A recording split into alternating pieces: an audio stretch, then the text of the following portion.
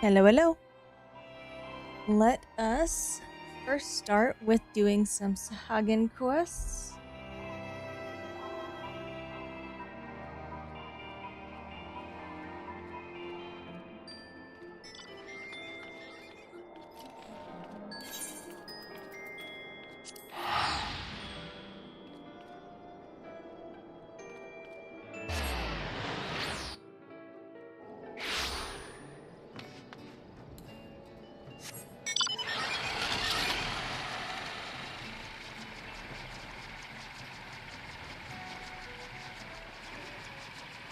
There shouldn't be anything weird about these. This should just be a nice, easy time.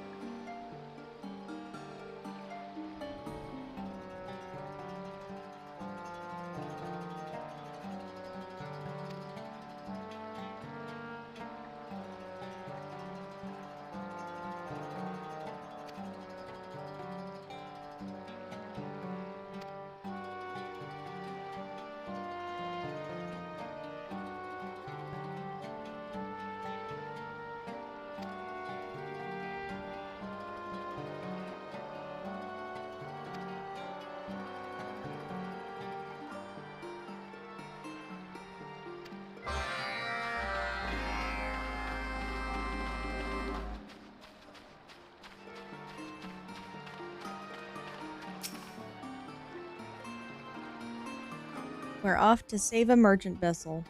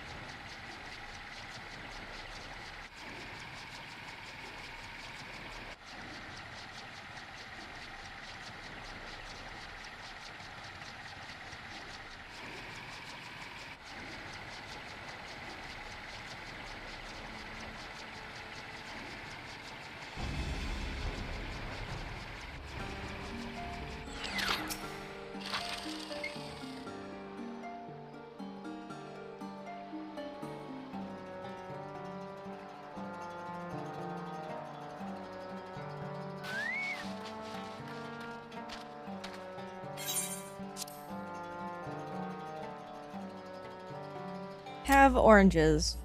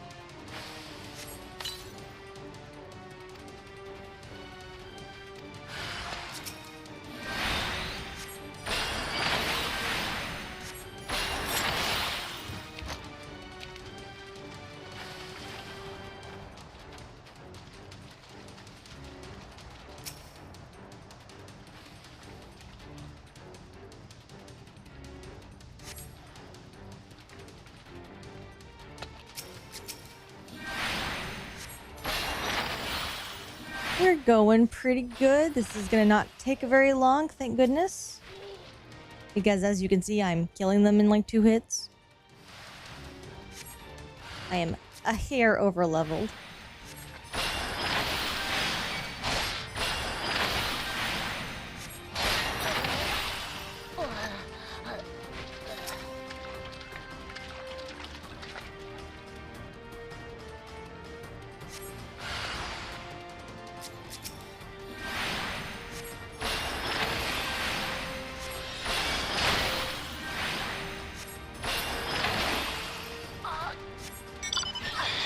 Hey Andrew, how are you? How was dinner?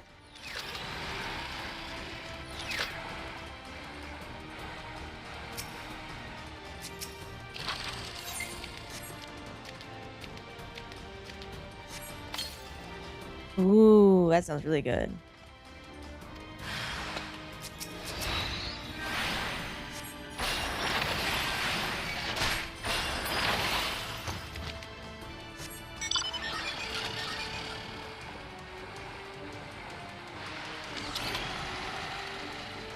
No. What makes it different?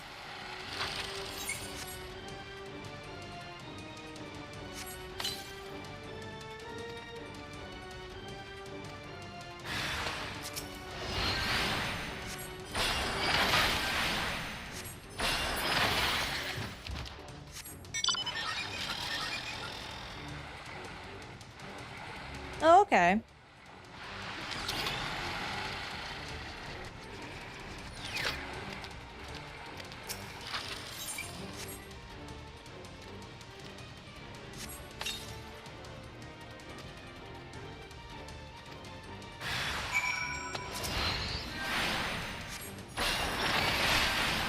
Oh, okay.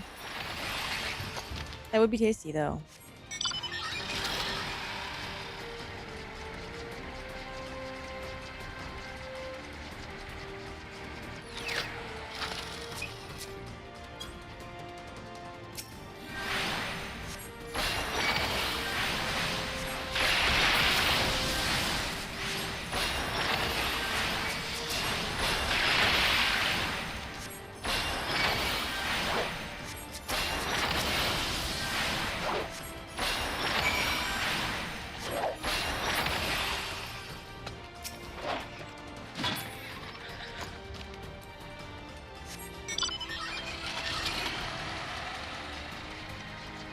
Got it. If I ever visit Montreal, have sandwiches.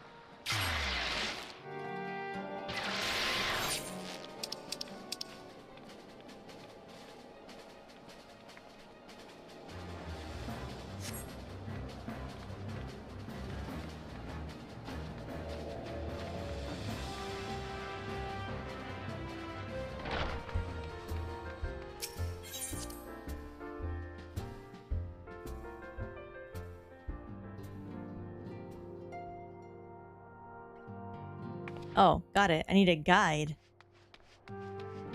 Guide to sandwiches in Montreal.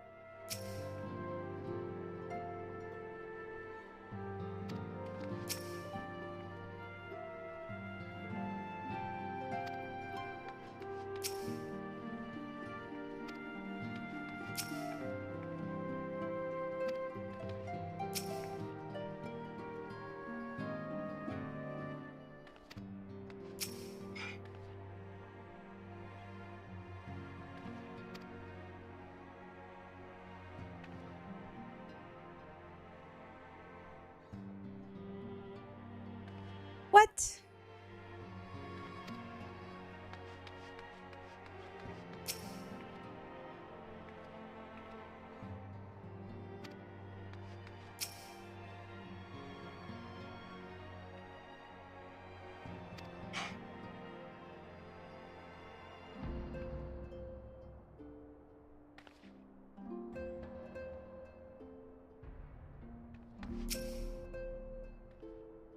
I'm being sold more and more on this whole food trip thing.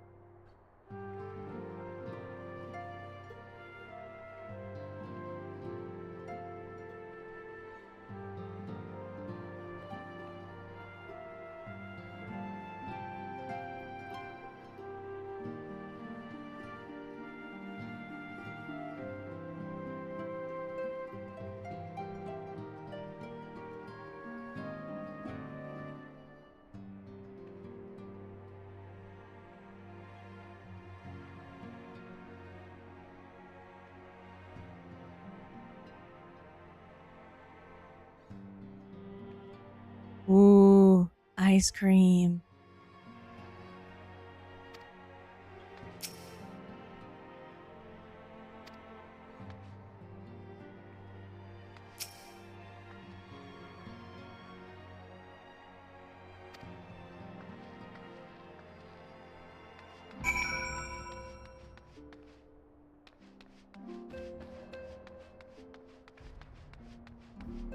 I don't know, Katarina.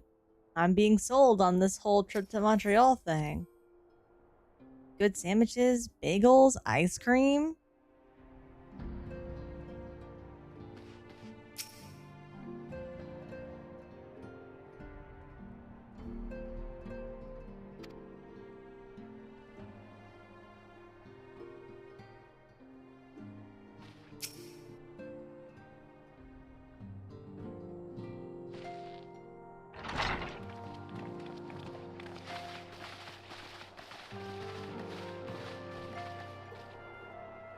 Now that everything's calmed down a bit, relatively speaking I mean, I thought it might be a good time to share our progress on the weapon.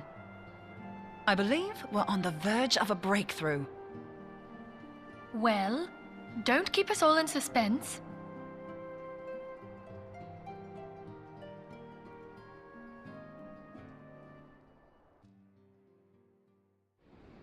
Just in case anyone's forgotten, let's start by reviewing what we already know. So, an Ascian is an immortal because its soul doesn't return to the ethereal realm when its host is defeated. Instead, it flees to the place that lies between our world and the void. Therefore, the first step to permanently defeating an Ascian is preventing its soul from making this journey. And if you recall, when we last gathered here, I had verified that white auracite has adequate capacity to entrap the beings, albeit only briefly. Which left the small matter of their extermination. Aye. To unmake an Ascian soul, one must needs smite it with a concentrated burst, or blade, of purest ether. However, we wanted for both the data and the means to forge such a weapon. Short of experimenting on an actual Ascian, you see, there's no way to gauge how much ether its soul is made of. As such, we don't know what etheric density our blade needs to have in order for it to work. So we'll just have to make the densest blade we can and hope for the best. Though that would require a lot of ether. Hang on a minute! Why didn't we think of this before? White auracite can hold an absolute heap of ether, can't it? Please tell me you're joking. God's sakes, Ida. I feel as though I'm reliving the same scene over and over with you. How many times do you need to be told that white auracite cannot store ether for long periods? being intangible matter, ether is given to dispersion. Only in its crystallized form is it a stable source of energy. I will test you later on this, so see to it you do not forget. Right, yes. It's all coming back to me. So our hopes rest on good old crystals again, do they?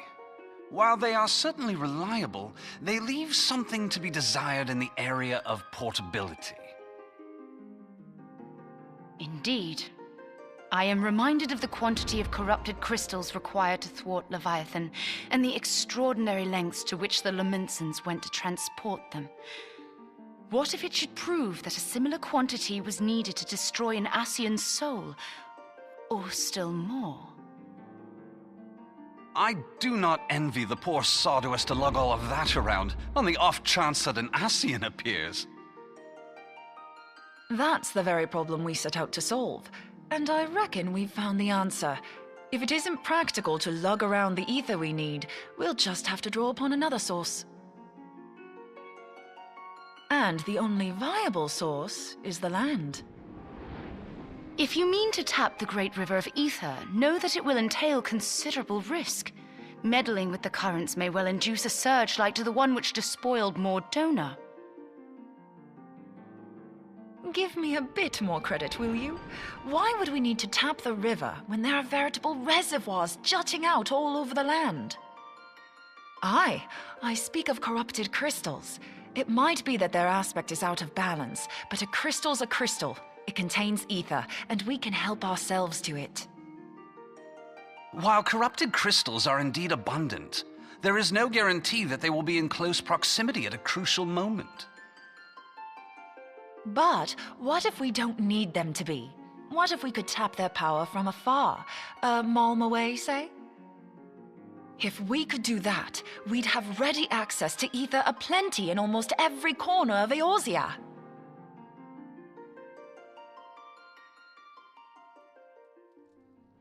I've yet to put my theories to the proof, but I've got a good feeling about this. If no one has any objections, I'd like to see where this avenue leads. If you think it worth your while, you have my blessing. But tell us, what are your theories? I, for one, am most eager to understand the process, however vaguely. I thought you might say that, but no one wants to listen to boring old theories all day, do they? I know I don't. So with your permission, I'd like to try something a bit more hands-on. I've already built an etheric siphon especially for this purpose, and I've been meaning to try it out. Thing is, the profusion of corrupted crystals in Moenbryda makes it something of a high-risk testing ground. If anything goes awry with the siphon, it would be better if it didn't happen within spitting distance of quite so much ether. Ideally, I need an isolated specimen. Does anyone know where I can find one? May I suggest northern Thanalan? There you will find corrupted crystals of middling size, standing a reasonable distance apart. Ideal for your needs, I should have thought. Oh, and if you do elect to visit the place, I should be much obliged if you would assist me in another matter while you are in the area. Has something happened? Movement has been observed at Castrum Meridianum. During Operation Archon, the Alliance dealt the stronghold a heavy blow. Its facilities were extensively damaged, and its garrison reduced to a fraction of its former strength. Not long after our forces withdrew, however, their ranks were replenished by reinforcements from Castrum's sentry. They now seek to rebuild, and to this end they have their sights set upon the ceruleum processing plant. Having lost the Empire's support, the 14th Legion lacks the resources to sustain itself. To them, this is a bid for survival, and they will doubtless fight like desperate men. Though I have dispatched the Crystal Braves, I fear their strength alone may not suffice to stay the Imperial assault. I would request the Scions' aid in the defensive effort. If I didn't know better, I'd say you were trying to inveigle us into fighting your battle with the promise of shiny crystals. Well then, consider me inveigled. I won't lie, the crystals you speak of sound perfect, so the Garleans have to go. Gee, thanks, Moenbryda. Besides, we can't afford to beat about the bush. There's no telling when the Scions will next appear. Thine eagerness to hurl thyself into the jaws of danger cometh as little surprise. Exercise due caution, I prithee. Though you have become a crystal brave, you are yet a scion, Alphino. We could hardly refuse you. Pray, join the crystal braves and lend them your support. Thangred and Papalymo shall accompany you.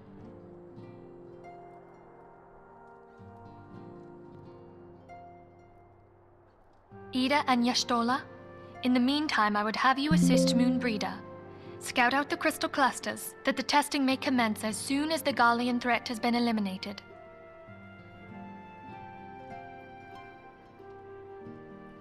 If it please you, I shall continue mine own experiments on white aurosite.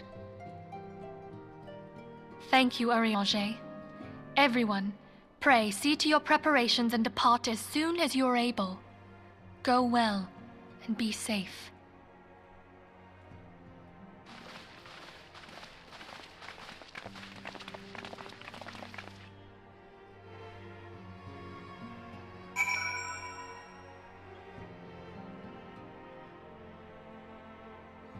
Alrighty. Oh, what?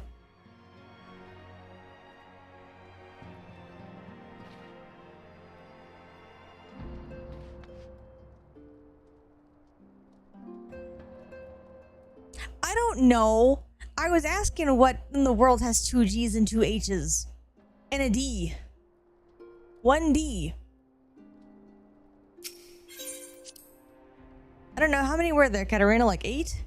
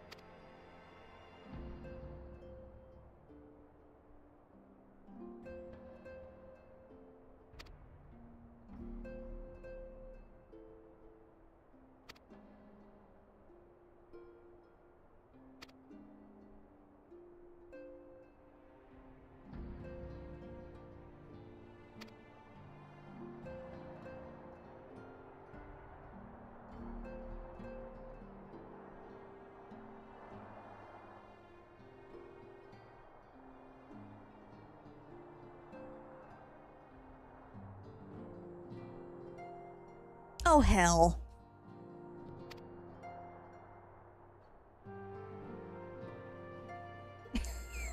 Damn it.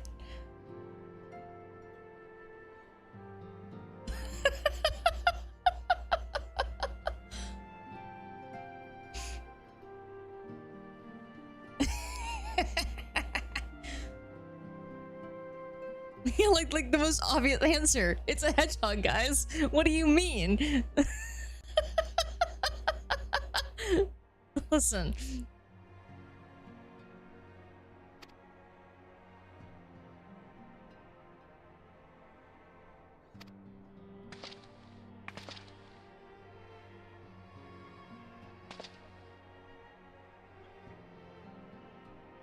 That's cheating.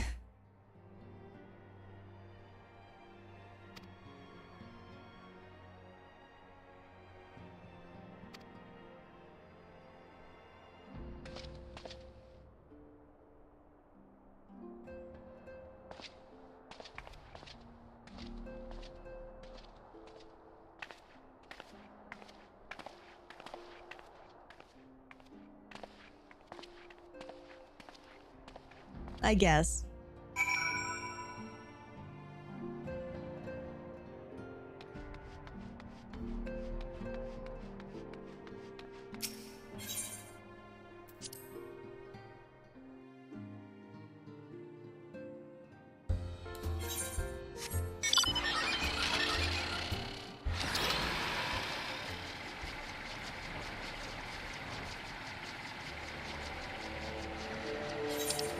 That does line up, I think, with what we were going with.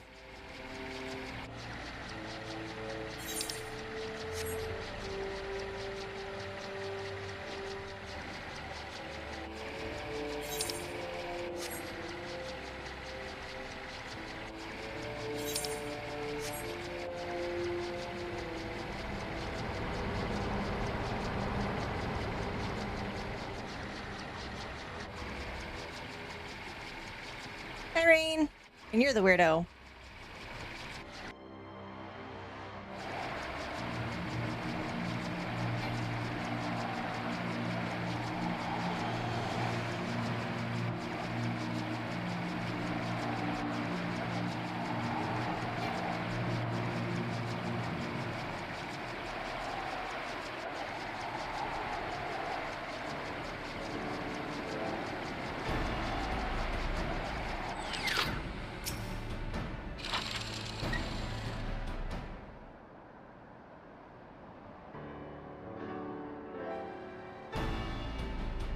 Uh-oh. Wait, then how are you here? Don't you run on Fios?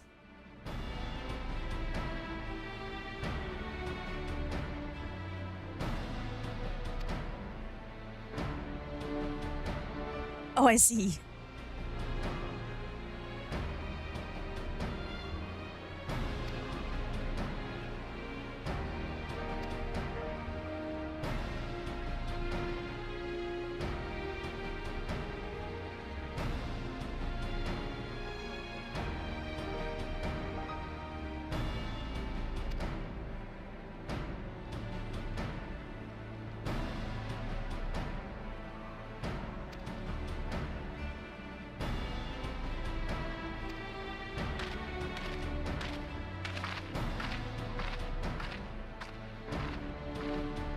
I think it is.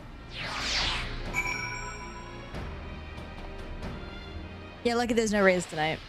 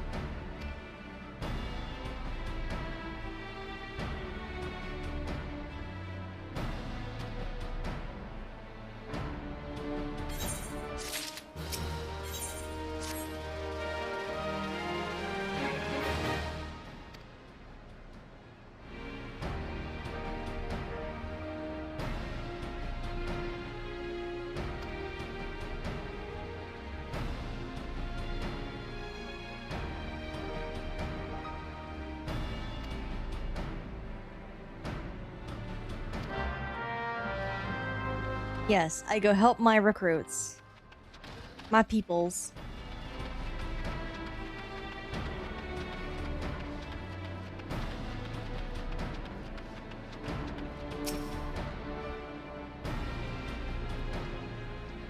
Woot woot!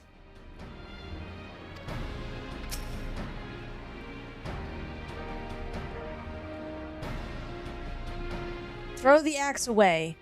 Throw it away. Throw it into the river. Never speak of it again.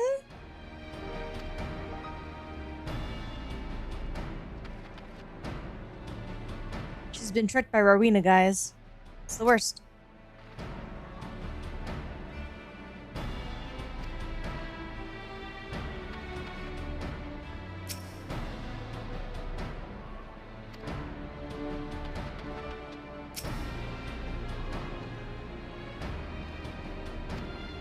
Thancred.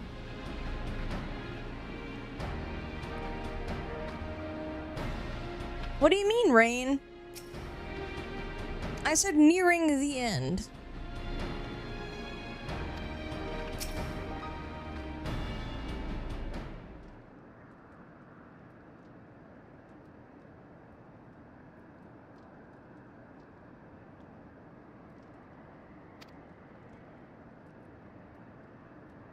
I've got like 3 hours. I don't have 100 more quests to go. Clearly I have 2 hours, but whatever.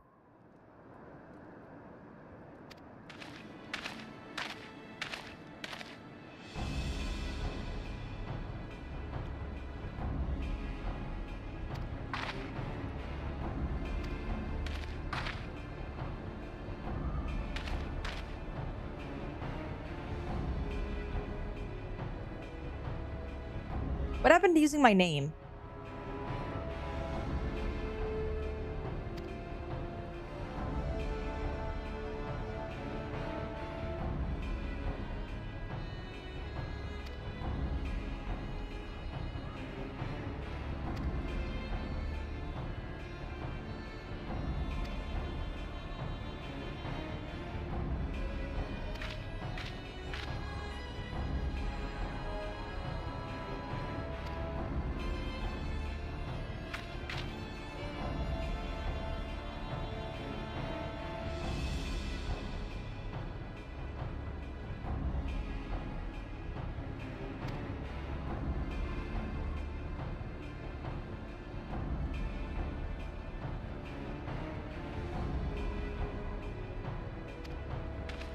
I could tell someone has done that fight too many times. Too many times.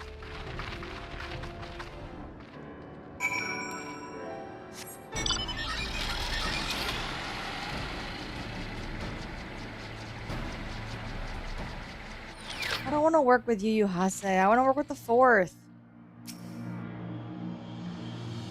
No, leave me alone. All you care about is money.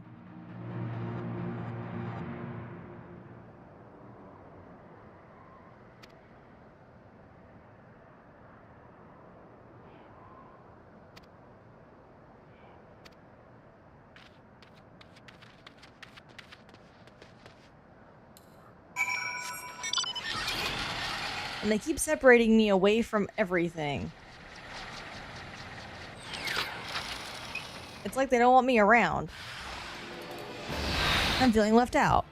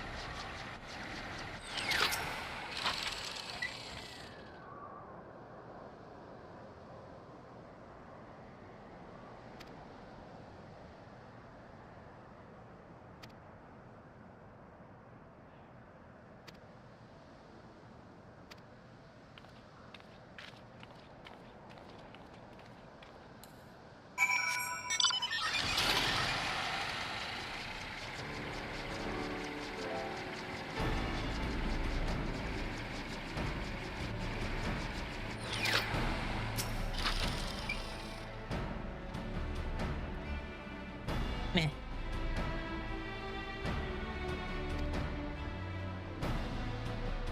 Meh.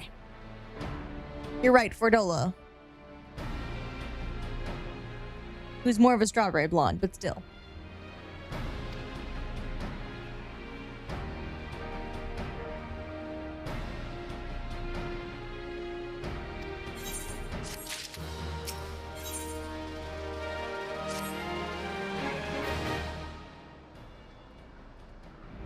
It's a strawberry blonde. Kind of a peach color.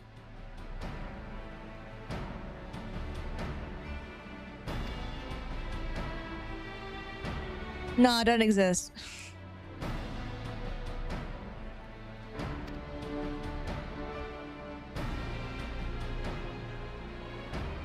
No, it doesn't exist.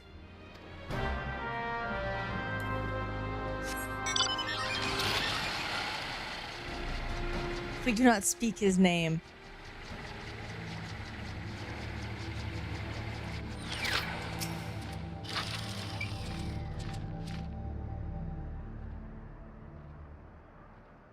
Hold on, I won't be a second.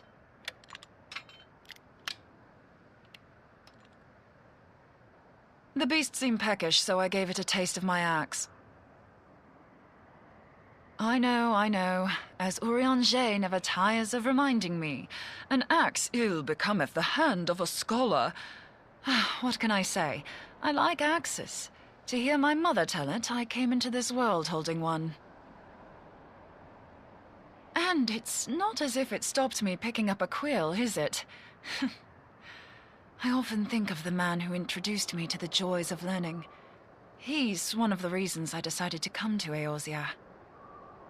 Him and my excruciatingly stiff childhood friend. Considering how unalike we are, it's a wonder we ever got on. The world's a strange old place, isn't it? Aye, that ought to do it.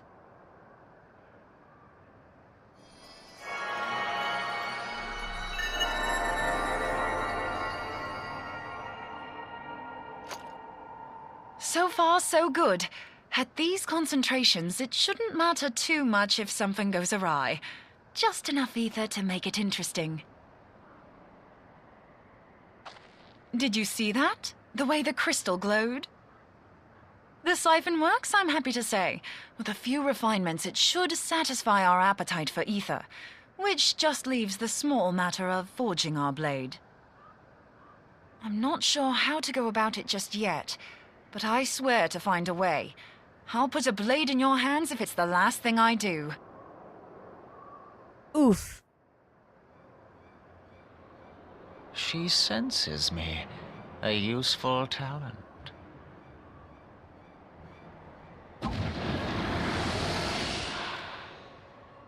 Anasian, are they onto us? By your brand, I see you are an Archon of Sharlayan, keeper of knowledge, seeker of truth. Meddler. I don't know what the hell's you're saying, but I don't much like your tone. Your instincts serve you well. But come, be not unsettled on my account. That lovely brow was not made for frowns. But I waste my breath. Let me direct my words to one who understands them. We meet at last, warrior of light. I am Nabriales. And you have long been a thorn in my side. I suffered the overweening presence of Lahabrea that men might host the power of gods, only for you to undo my hard work.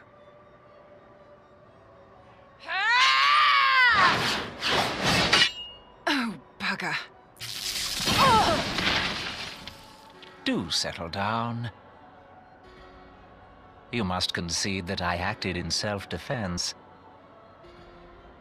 But what's this? I do not sense the blessing of light. Oh, dear. Could it be that frail Hydelin has forgotten her champion? This I did not foresee.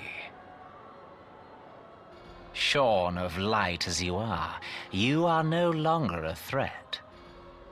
And better yet, the seal is broken. Now is the time to claim the staff.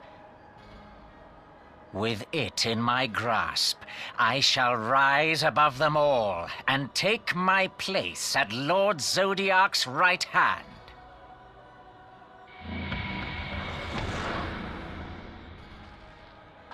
What did that bastard want with us?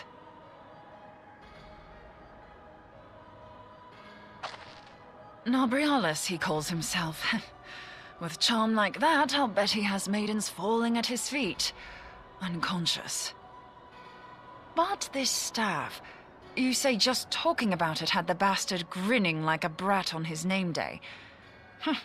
Must be quite a staff. Oh, gods.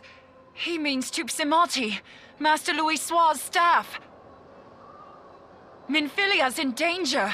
We have to get back to the Rising Stones.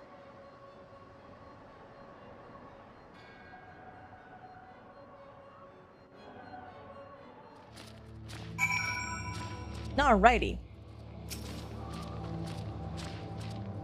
Yes. Although, quick little thing that's really cool. So originally, we had a hard time understanding the Ascian language too, but now we hear it as if it were the common language. We're getting better.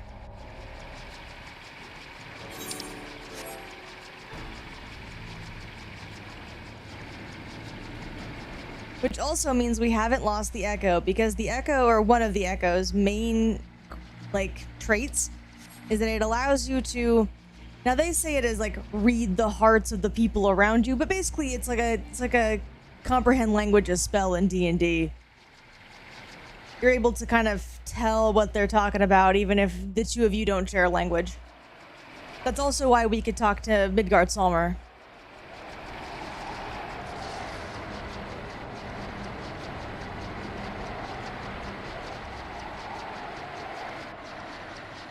And the Beast Tribes, now that I'm thinking about it. Yeah. So, we technically haven't lost the echo, and they're kind of letting it be known in that conversation a little bit.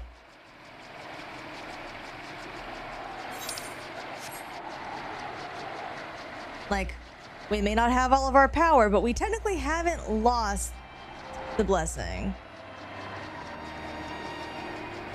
You can imagine it being like asleep, rather than like dead.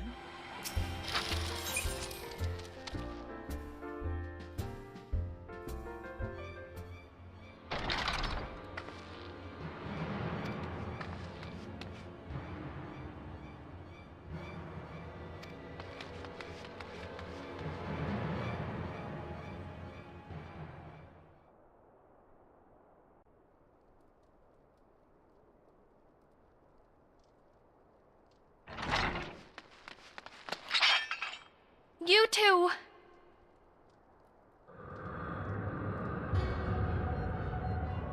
So, you were able to divine my intent. What now, warrior of light? Ah, but that name is no longer fitting. You have become decidedly dull, and quite incapable of barring my entry. What do you mean? You truly do not know? Then I suppose it is only right that I enlighten you. The blessing of light kept you and your fellow meddlers safe. It was that which prevented my kind from entering your domain. My kind, I say, though it had no power over the likes of Elidibus and La Habrea. Being of this world, they could come and go as they please, while I could only look on. But I need look no longer. Now that the seal is gone, I mean to act. Unlike the others, I am not given to waiting. I shall take that staff and bring about the next rejoining. joining? Then it was your doing. The Isle of Val, the scholars, all of it.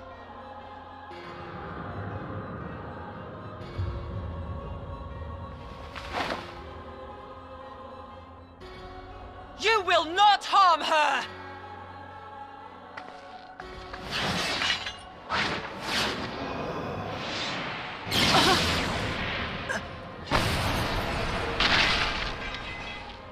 Moenbryda!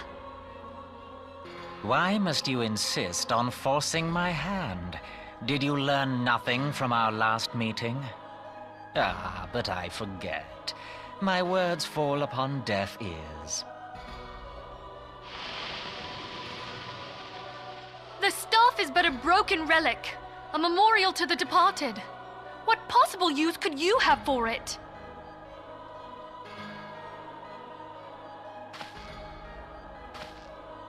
What use?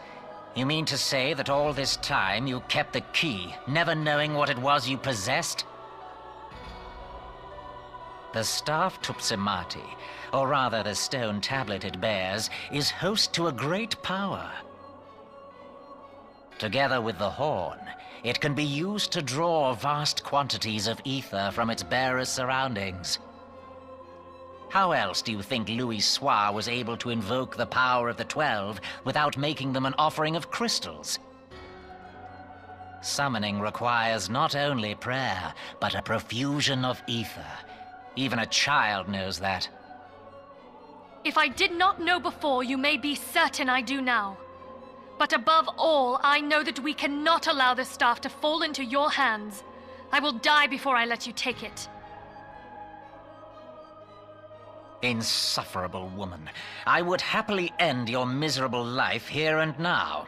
Alas, Elidibus would never let me hear the end of it. Very well. If you will not part with the staff, I will take you too.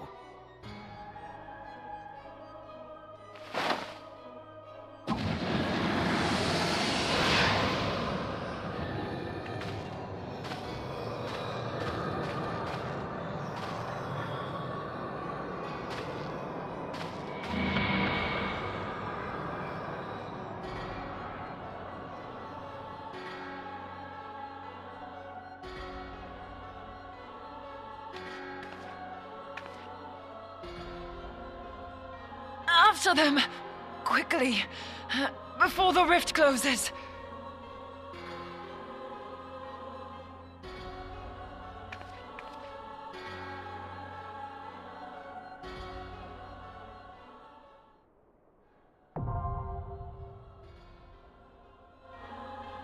You know, while she has a grievous wound.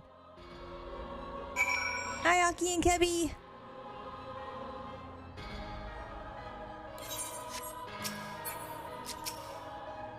Alright.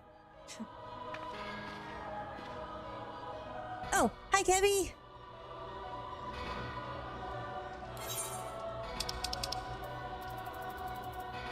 Where is it? There you are.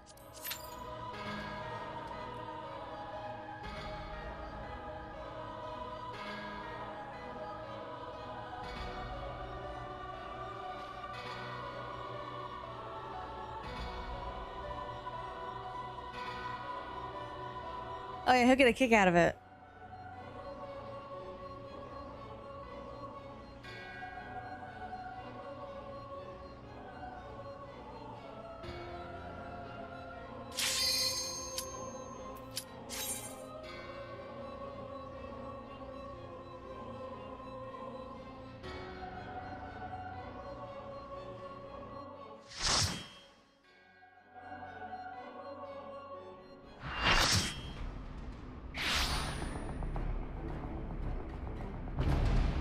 I mean bullied.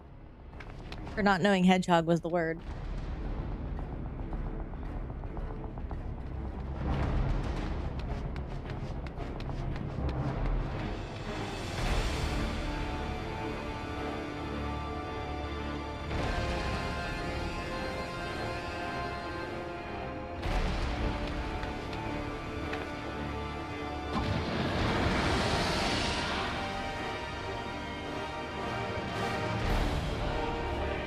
dude, you're already evil. Don't be creepy too.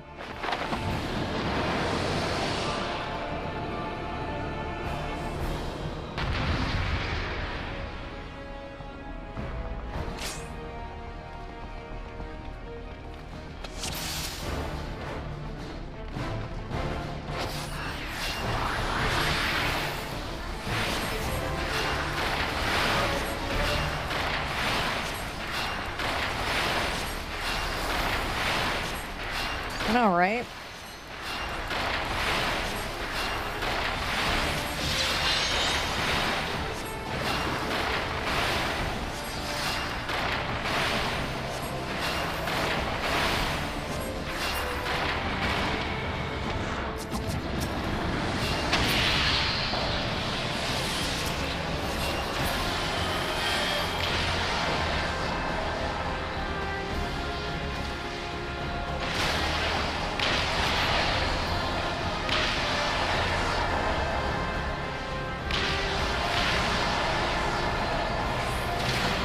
Got hit by it.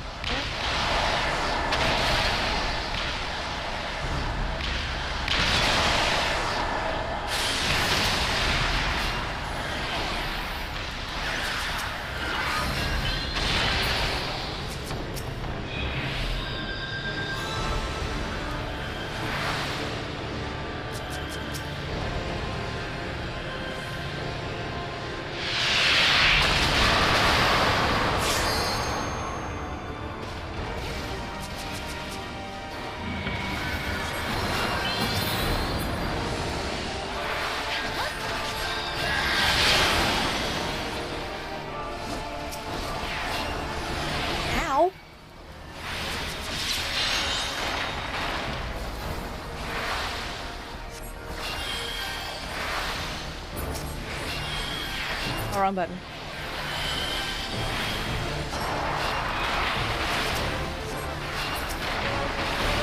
Oh, you've got Living Dead on? Then you're not gonna get healed. Although I don't think the other healer knows that. Yeah.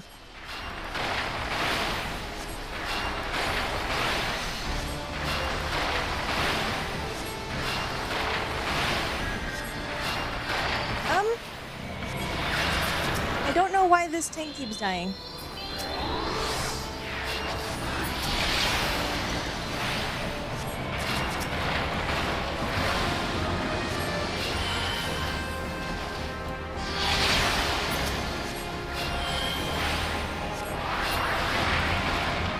I don't know about all that.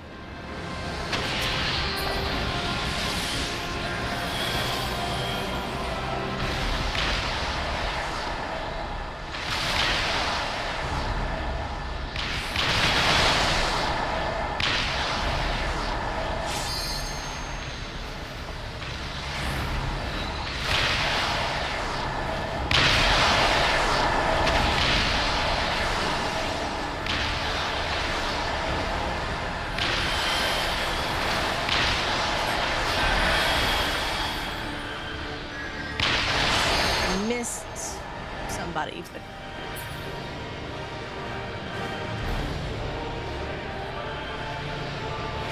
let's do that again.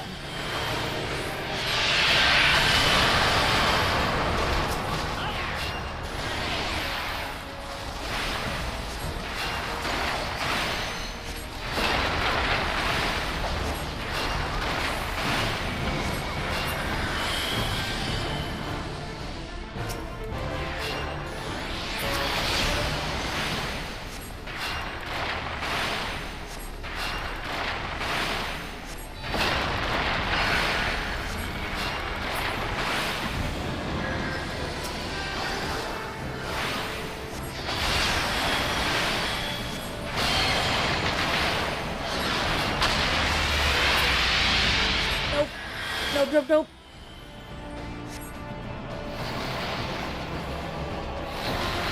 That covers all of the party. Except for me, and that's fine.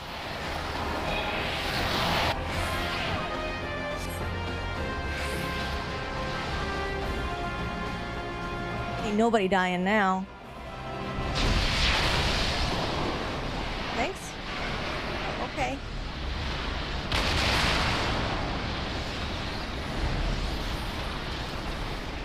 There's the pair.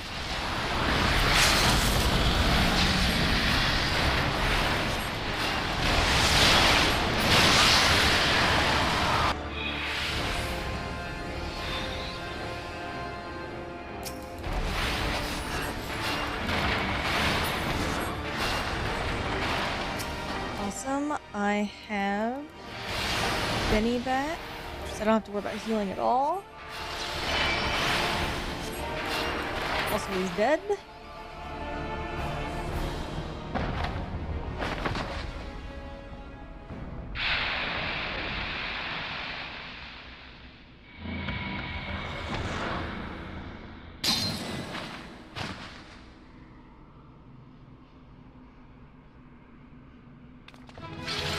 Thank you.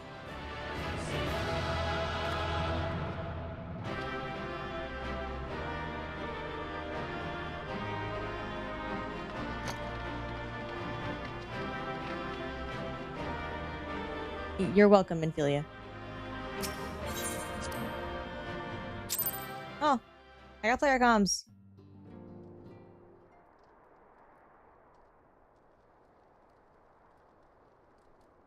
You're safe. Thank the 12.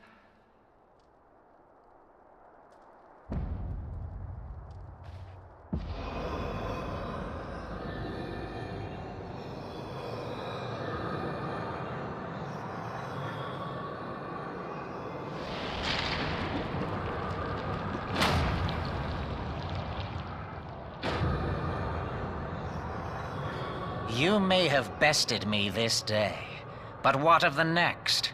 What of all the days to come?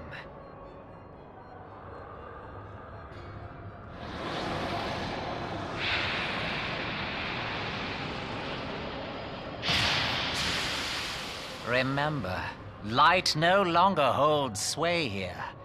I may return whensoever I wish, again and again and again. Eventually, you will falter, and the staff will be mine. Until next time, Scions.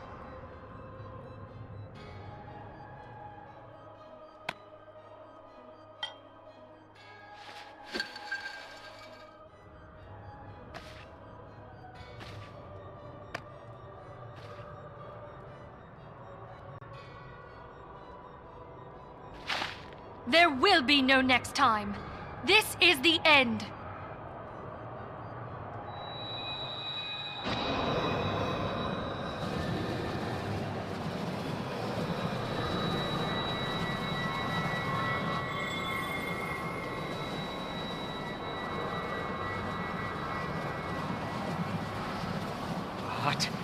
What trickery is this? No. No! Cannot! No!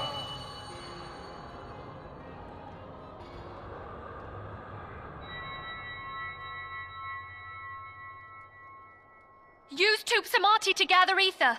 Quickly, before he breaks free!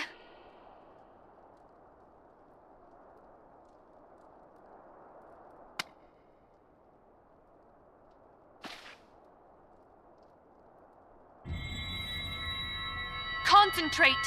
Call to mind the time you struck down Lahabrea with the Blade of Light.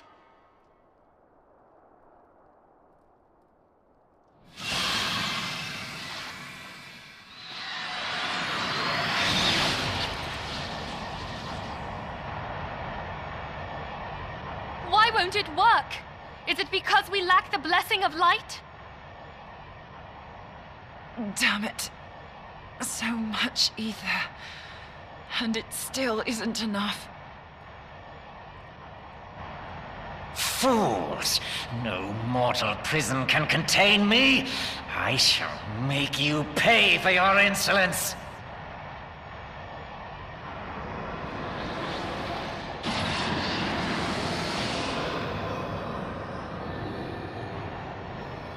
Please, Mother Heidelin, hearken to our plea. Lend us your divine light. Why can you not hear us? Do our words no longer reach you?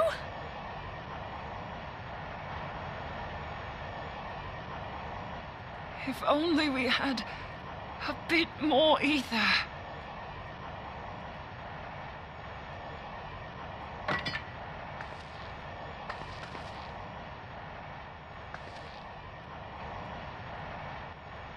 Moenbryda, what are you doing? Master Louis, I understand now the choice you made. In death, there is life. Farewell, Urianger. You daft old coot.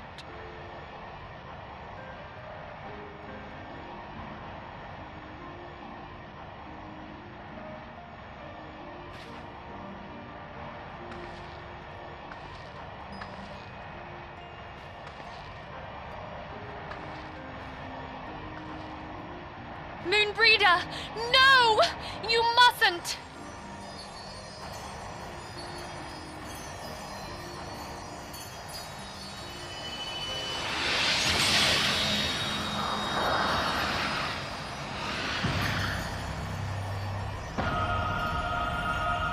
What? No! It cannot end! I am eternal! I am immortal!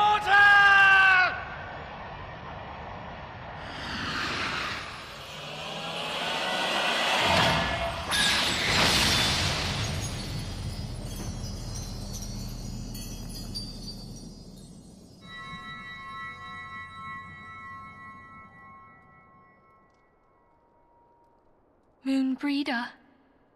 She's gone.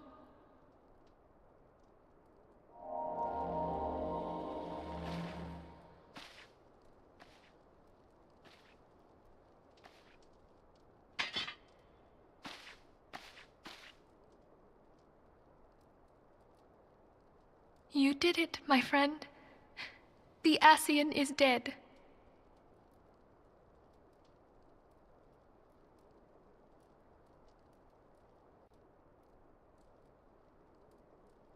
This device is a legacy of Moenbryda's toils and sacrifice. I shall hold on to it for safekeeping. Minfilia, are you all right? I am. Oh, we were surveying northern Thanalan when we received the distress call. We returned as swiftly as we were able. It seems you have everything in hand, however. What happened here? Where is Moenbryda?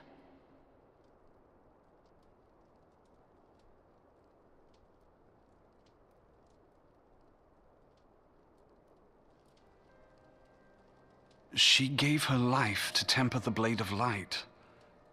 I have no words. Rather than await the inevitable, she took her fate into her own hands. Does Urianger know?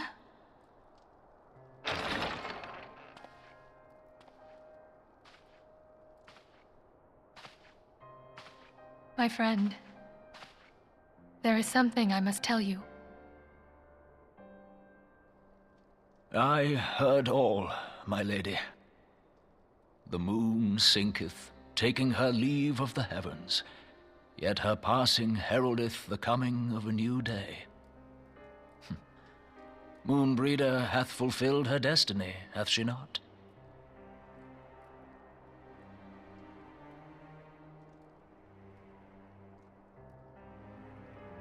Long ago, far across the seas in the Charlayan motherland, Moenbryda and I did study under the sage tutelage of Master Louis.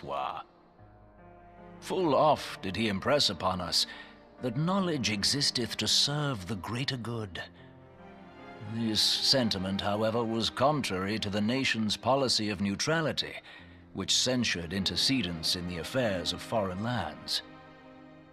In spite of vehement opposition, he founded the Circle of Knowing, and journeyed hither to the heart of Eorzea. Through his noble sacrifice was the realm spared its doom. Yet this great soul, whom all should rightly have honored, was branded a pariah in his own land. His peers did accuse him of forsaking his duty as a man of learning, and of meddling in the course of history. When he left Charlayan behind, Master Louisoix gave no word to signal his intent to Moenbryda. Close as they were, as master and disciple, she was deeply wounded by the sudden exclusion from his confidence. Above all, however, she was confused. Try as she might, she could ill comprehend her master's motive. The slanders that were heaped upon him after his passing served only to inflame the turmoil within her. For years upon end, she knew not what to believe, torn as she was twixt the man whom she revered and the man who forsook her and his duty both. The Louisoix I knew would never forsake his duty, much less one of his own. This I know full well, my lady. 'Twas not for want of love that Master Louisoix hid his intent. He but desired that Moenbryda discover her own path, free of the shadow of his influence. Long did I contemplate revealing the truth to her, and long did I hold my peace. After all, was it not Master Louisoix's wish that she come to the truth unaided? I told myself it was, and resolved to let her suffer. Knowingly did I deny my friend the comfort she craved. And now she hath gone to her rest, with doubt still in her heart.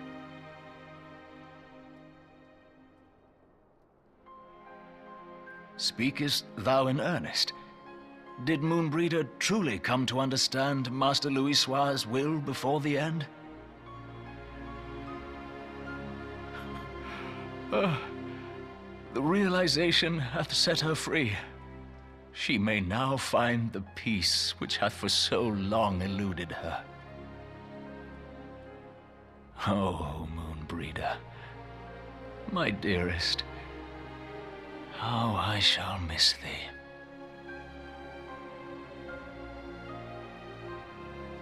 Moenbryda gave her life that we might possess the means to defeat the Scions. Her sacrifice must not be in vain. Let us continue her work on the Blade of Ether and see it to completion. My lady, I would mourn Moenbryda in mine own way. I beg your permission to return to the Waking Sands. Of course, my friend. Take all the time you require. We shall be here should you have need of us.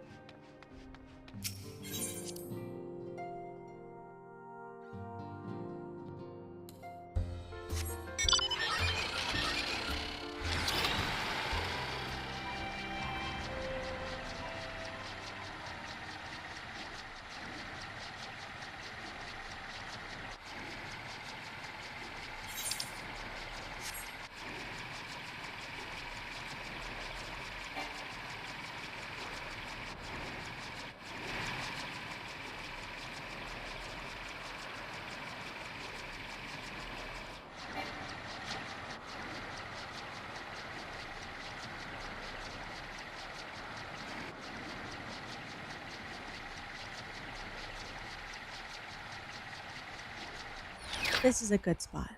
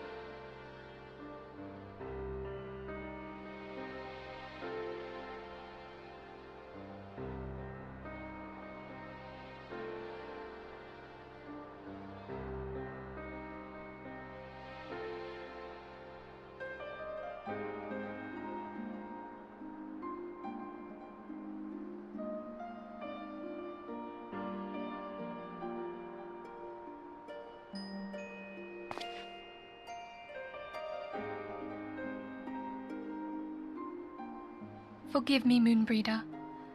Had I been quicker or wiser, but I was not, and you paid the price.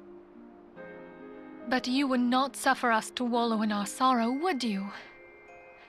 You would tell us to pick ourselves up and get on with it. And so we shall. We shall defend this realm and her people to the last.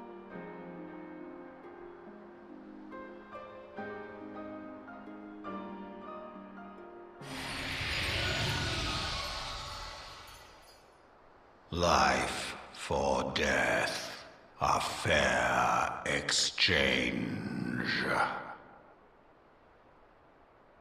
Other bargains will be struck.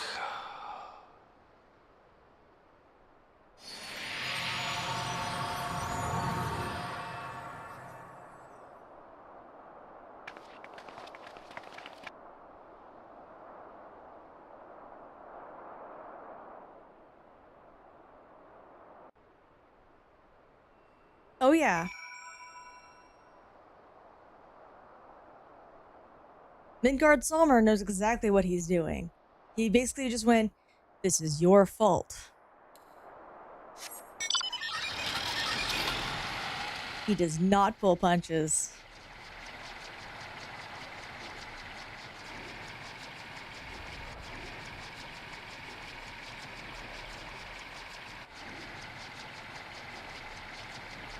He's like, be a better savior. Come on.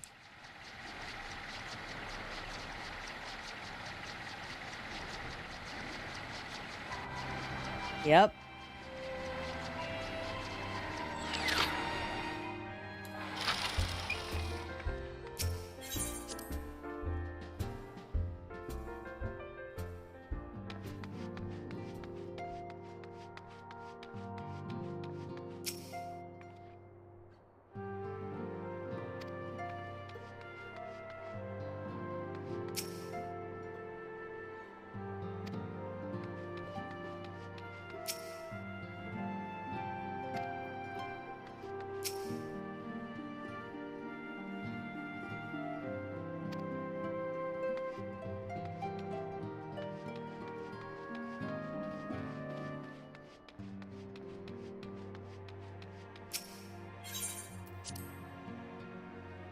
Thank you for the hydrate. Everybody get tea, water, juice, soda, coffee. Sing.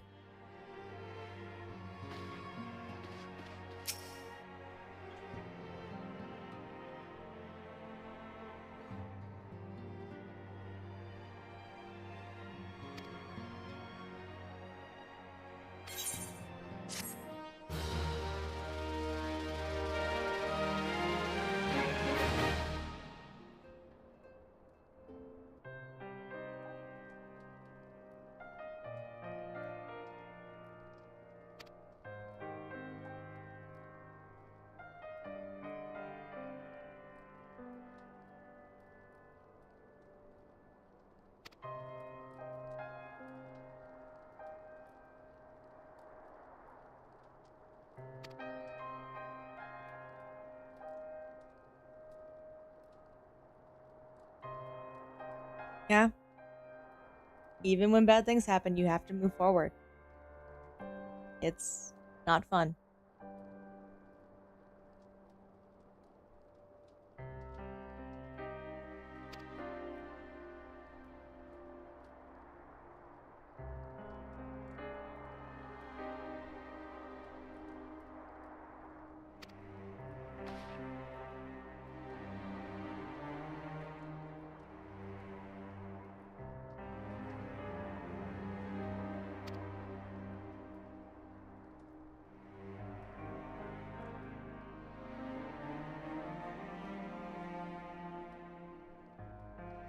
Oh, you'll be okay to... You'll be okay.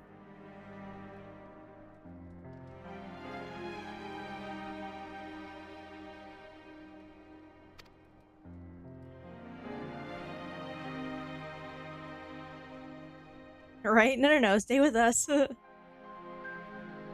can all be sad together.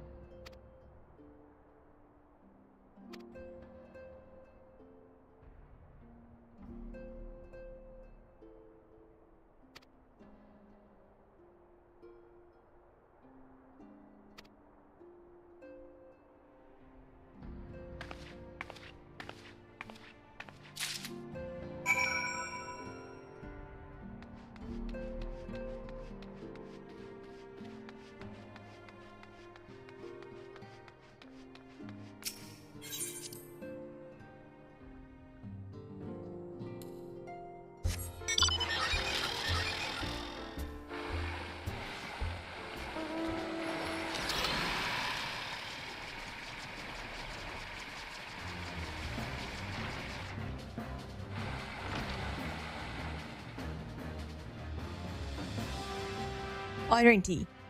For a stream, I drink tea. Better for the throat.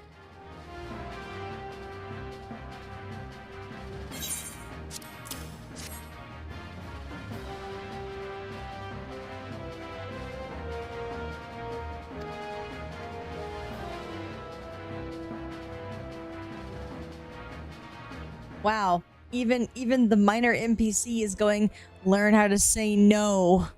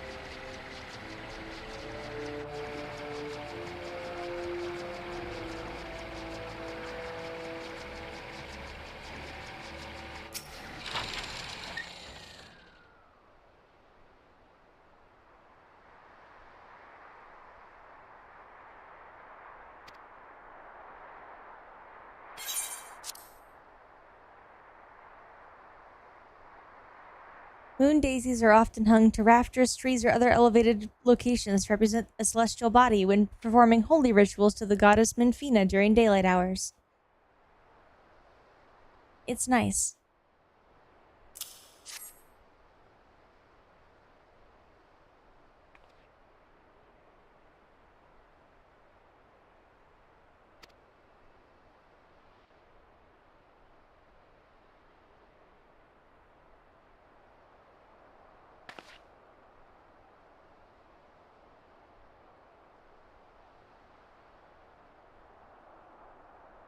I'll never forget you, Moon. None of us will.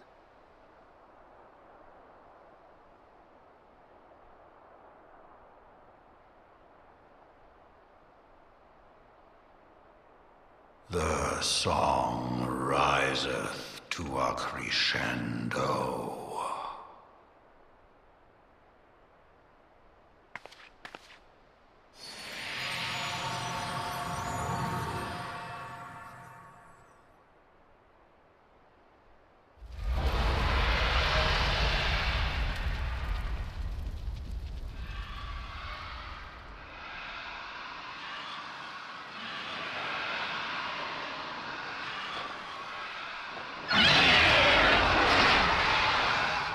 Is that what I think it is?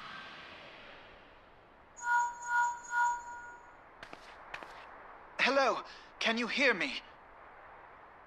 We have received grave tidings from Ishgard. Pray return to the Rising Stones at once.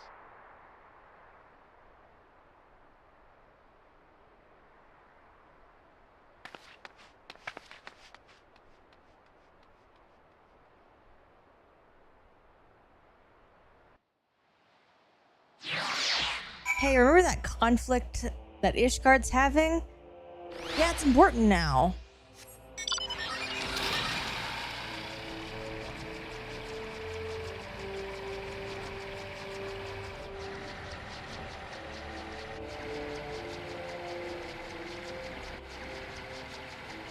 You know, like Midgard Sommer said it would be.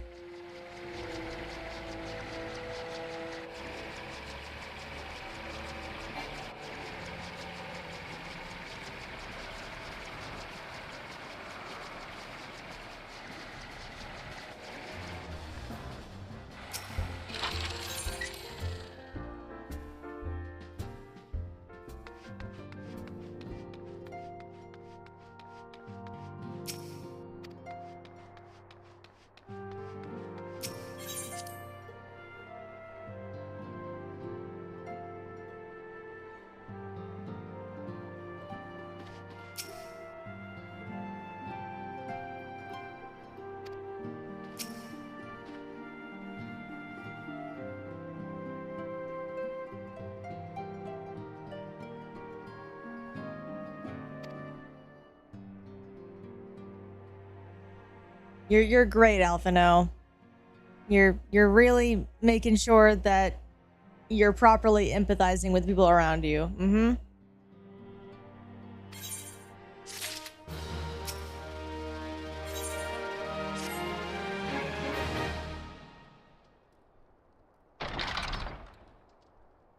That was sarcasm.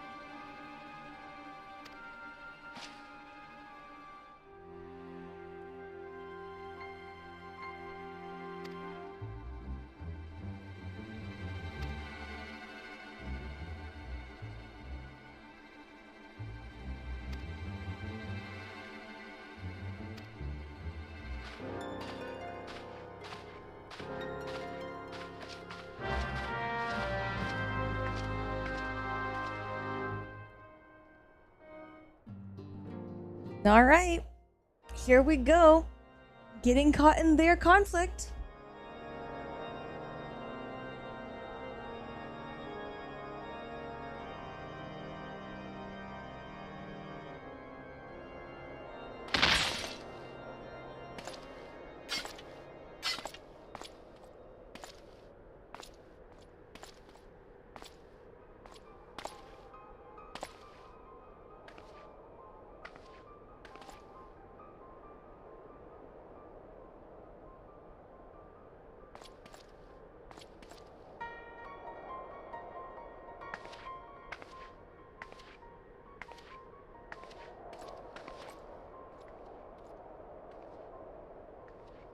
The sons must answer for their father's misdeeds. Only then will the cycle be broken.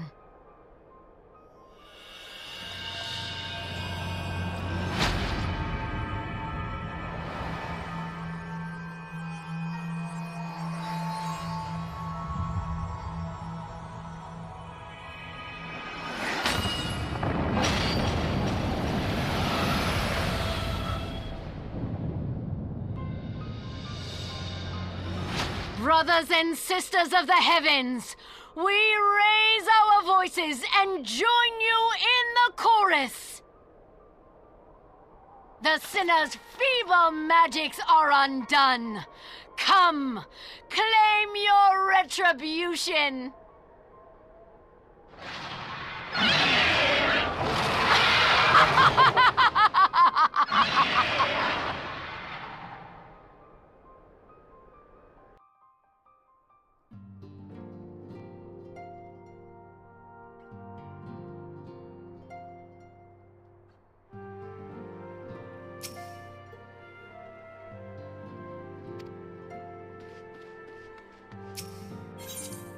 That's not good for Ishgard.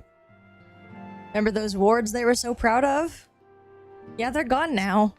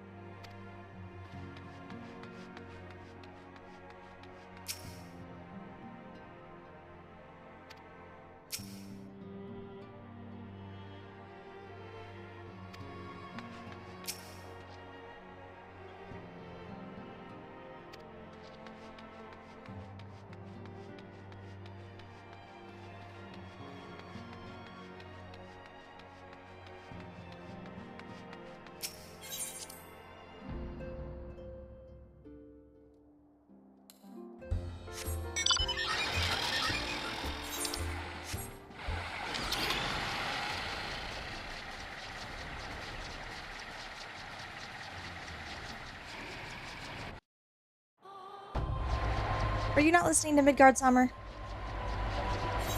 Only more despair.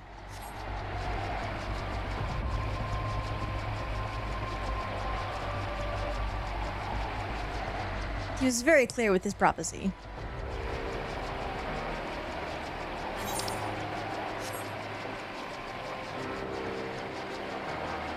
That's not how that works.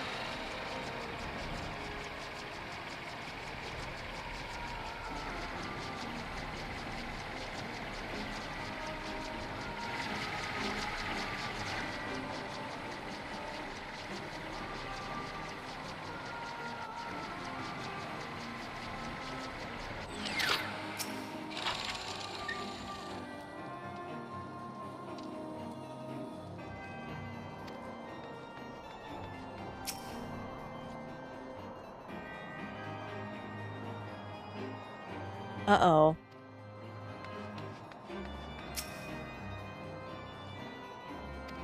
Uh-oh.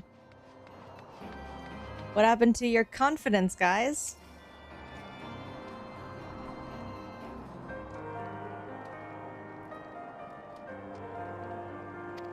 Well, someone is feeling okay.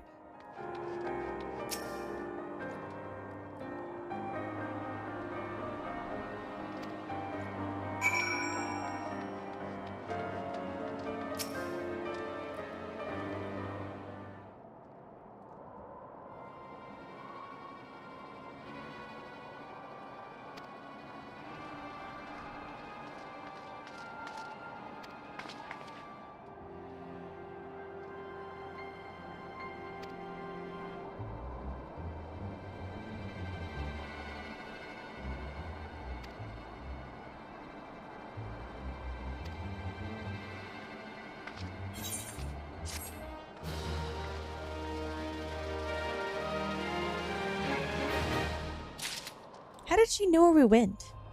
I guess she asked and we didn't like bother to hide it, but still.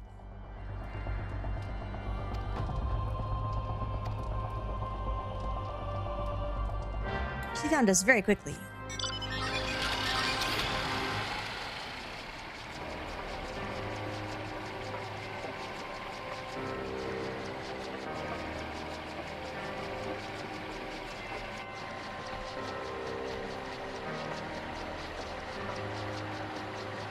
Right?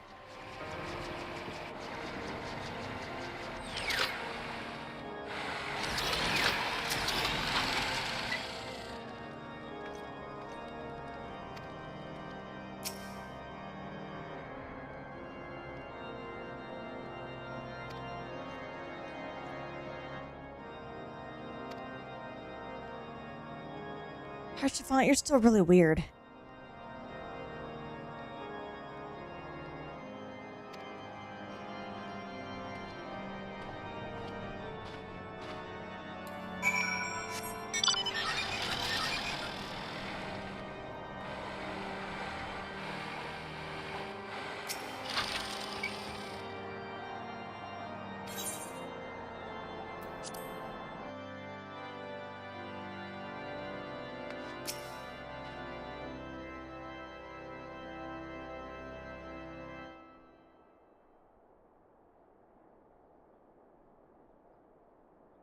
Alpha, no.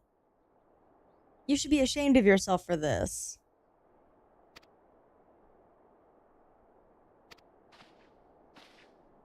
They're literally about to be attacked, Alpha, no. This is very wrong of you. Anyway.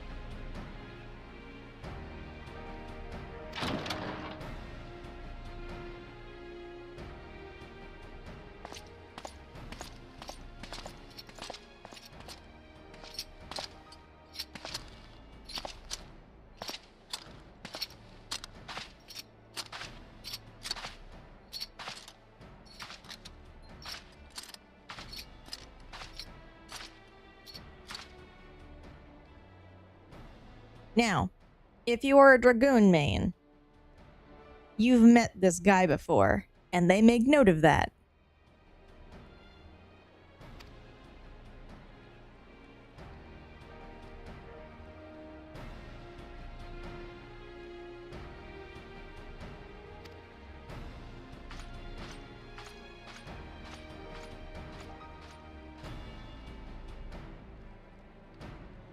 Yes.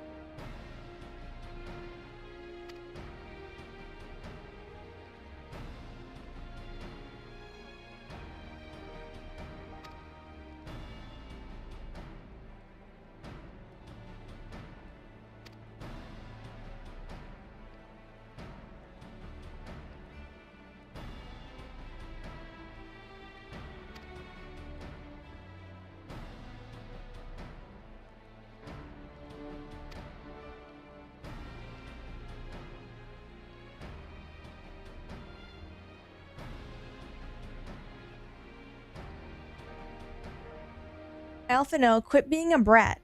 You're just mad that he was better at politics than you last time.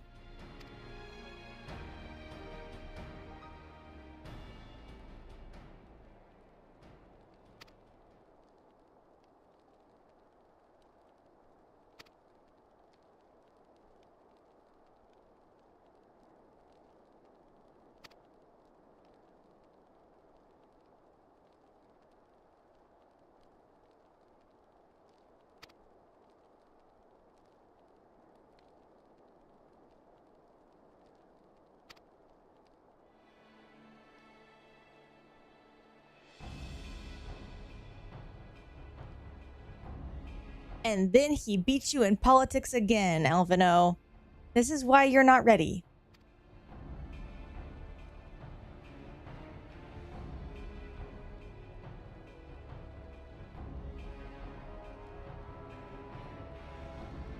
Quit being a brat and actually do things for good reasons.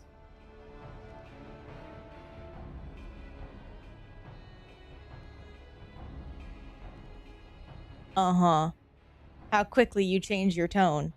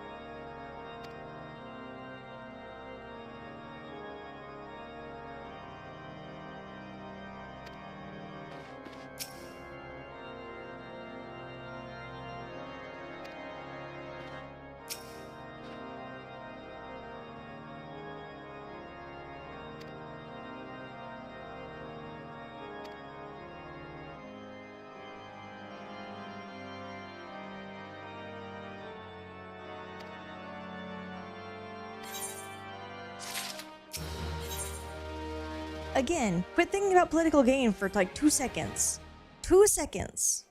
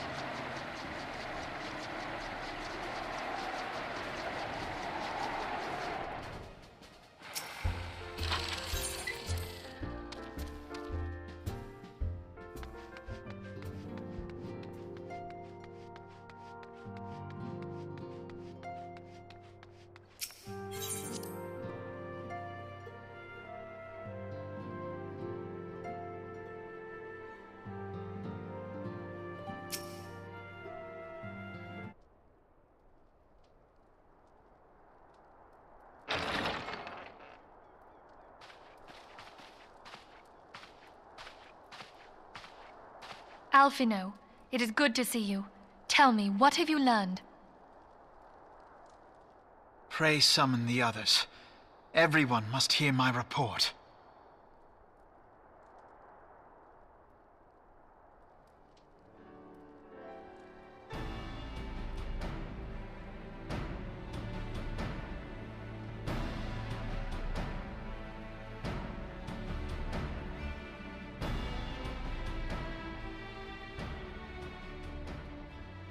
So this was all but a taste of what's to come. Indeed. The main host advances upon Ishgard as we speak. Whose vaunted defenses have been nullified. Shorn of its wards, the city will bear the full force of Nidhogg's fury. All those people. Alphino is right. The Dravanians cannot be allowed to prevail. If Ishgard falls, all of Eorzea will suffer the consequences. Then you agree that we have no choice but to intervene. For the good of the realm, the Scions of the Seventh Dawn and the Crystal Braves must join the defense of Ishgard. Let there be no ambiguity about what has been proposed. We would be directly intervening in the war. But if all here believe the cause to be just, then to war we shall go.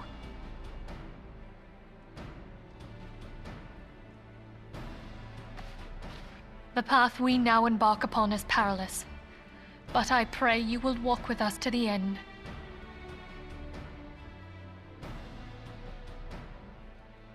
For those we have lost, for those we can yet save.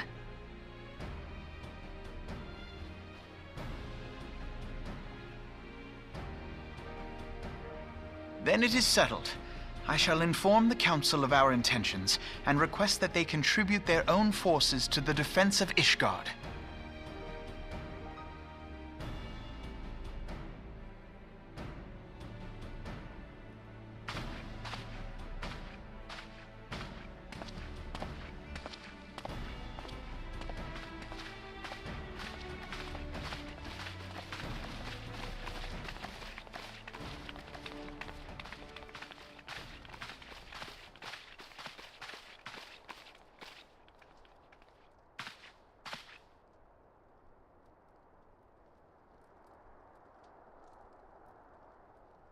In case you forgot their shady business going, look at Riol just keeping an eye on those two.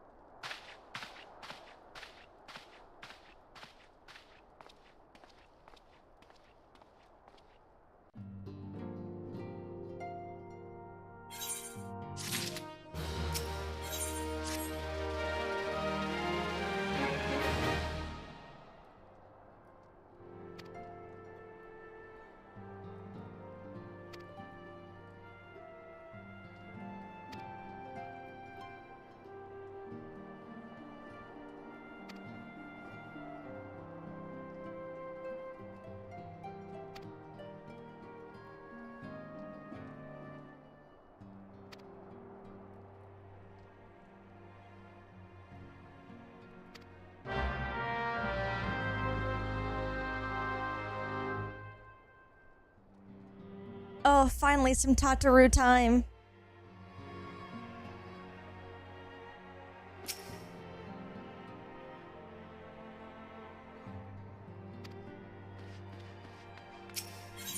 So as you saw a little bit in like side conversations, she's been looking for ways to kind of be more useful.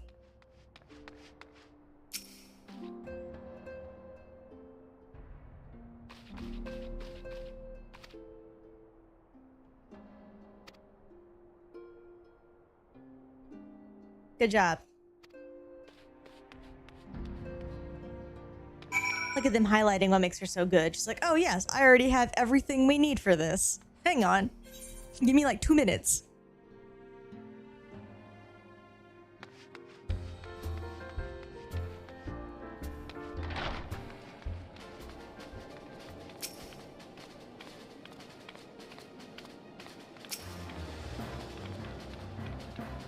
And she's good at communicating too. She's already talking with Slaftborn. It's great. I love Tataru.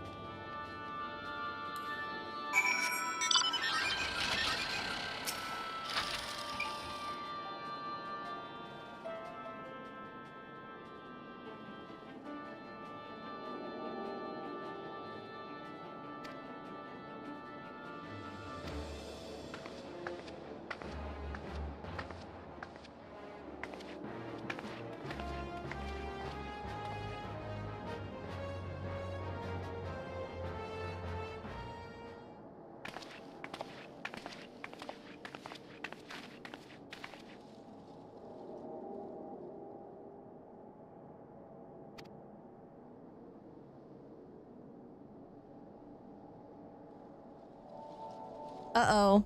One of my recruits has gone missing. Not since that day.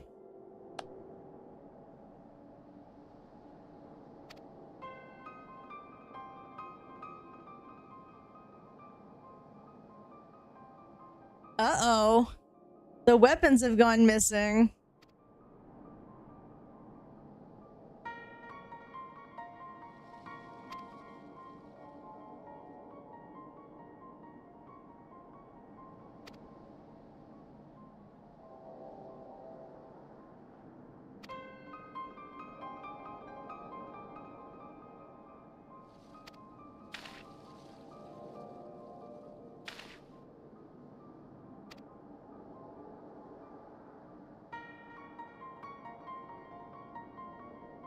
Uh-oh. The kid's been putting his nose in places he shouldn't be.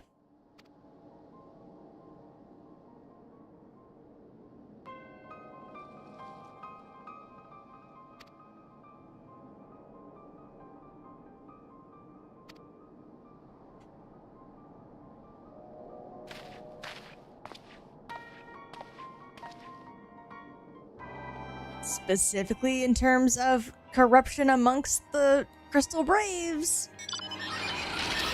Uh-oh.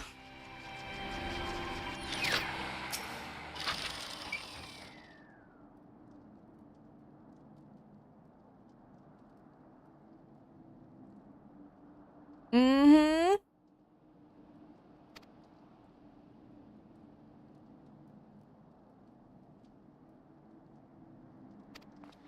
Right now, our character cannot be everywhere at once. There's too many things happening all at once, and our little character has been stretched way too thin. Because they haven't learned how to say no to less important things.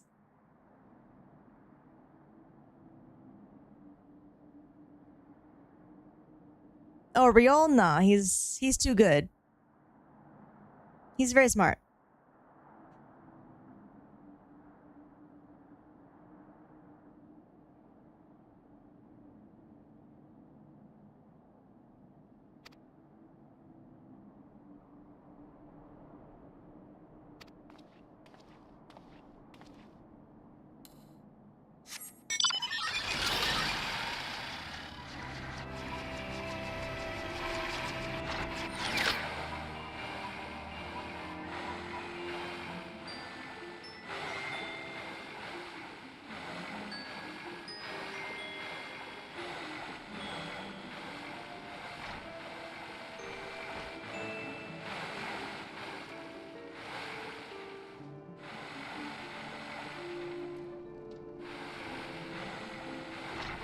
Ah.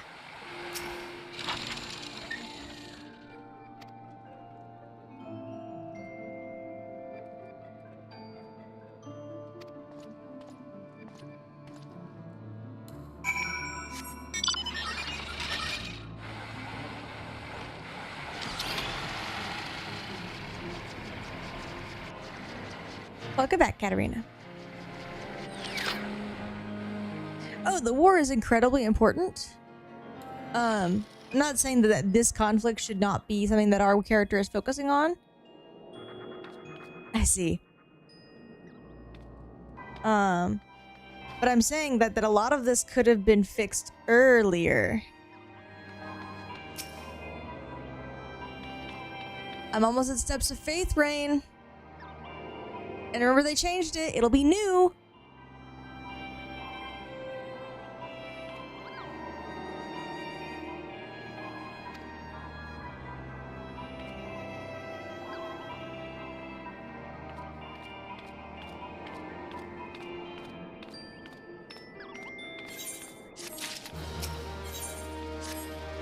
You know they changed it to be a solo instance. You know they adjusted it.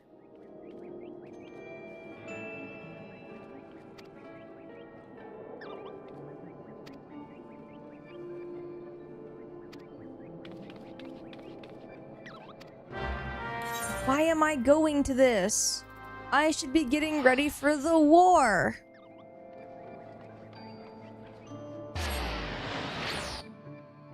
See what I mean? Our poor characters stretch way too thin. Go into fucking meetings. This could have been an email.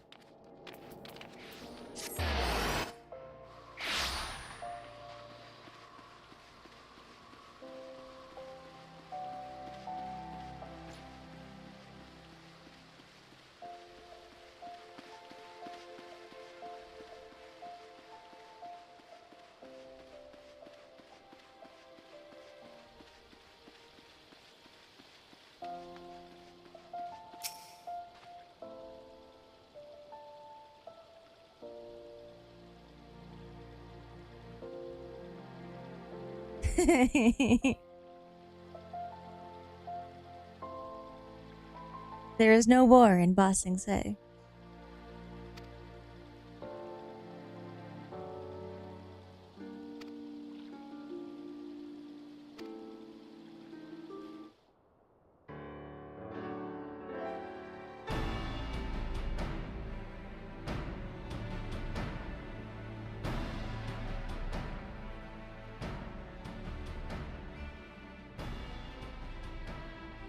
We are well aware of Ishgard's dilemma, and we agree with your assessment.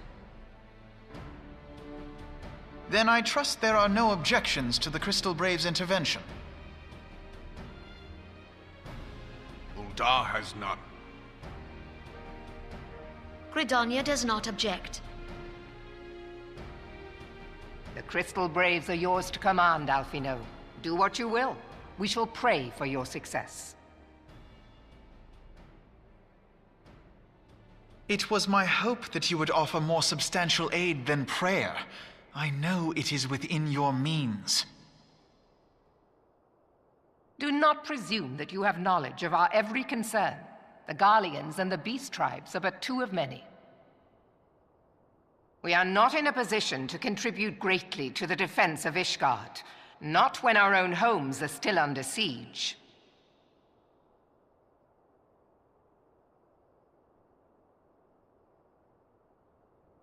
We dare not leave our interests in Cartano undefended as well.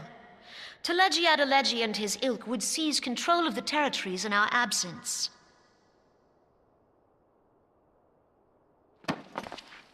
The enemy is at their gates, and you would cower behind yours?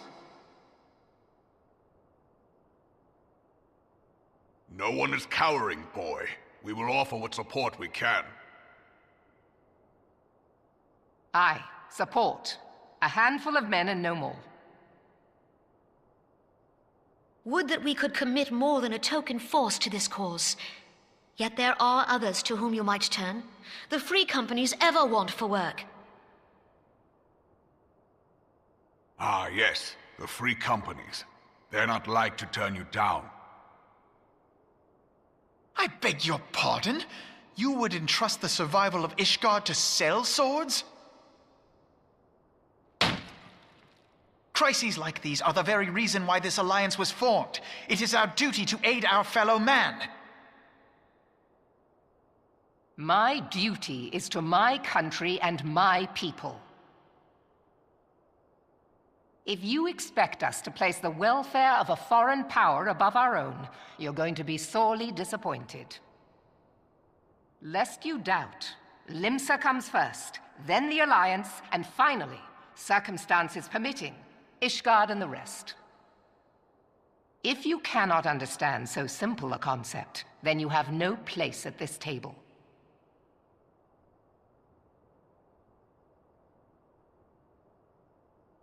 Forgive me, Admiral. I was careless in my choice of words.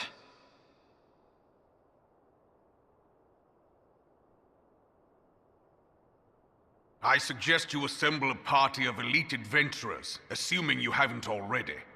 Your fellows served us well during Operation Archon. I dare say they will do so again.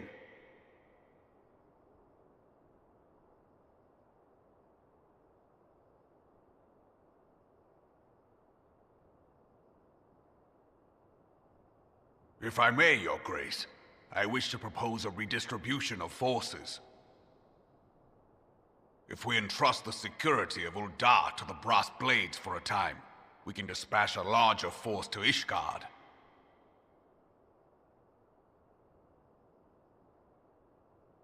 Your Grace?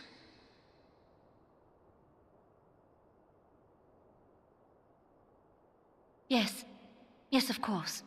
Do what you will.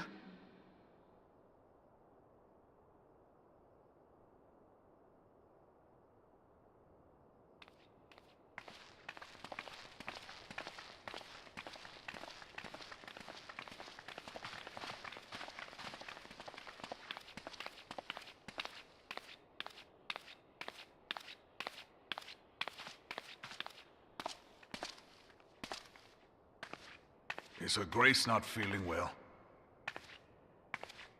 To the best of my knowledge, Her Grace is in perfect health.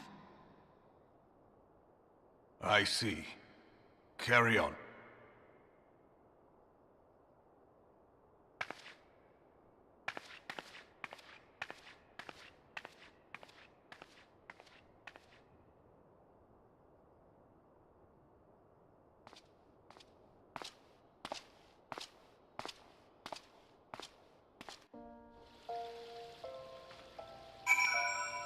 Yes, let's let the Brass Blades take care of Ul'dah. You know, the people who are under Teleji Adeleji's, purview. That's a great idea.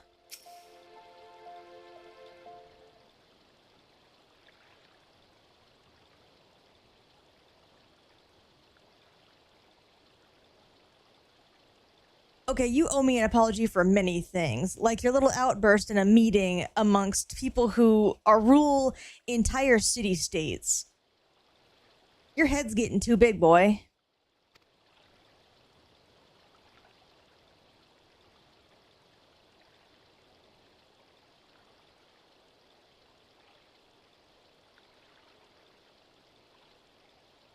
Right?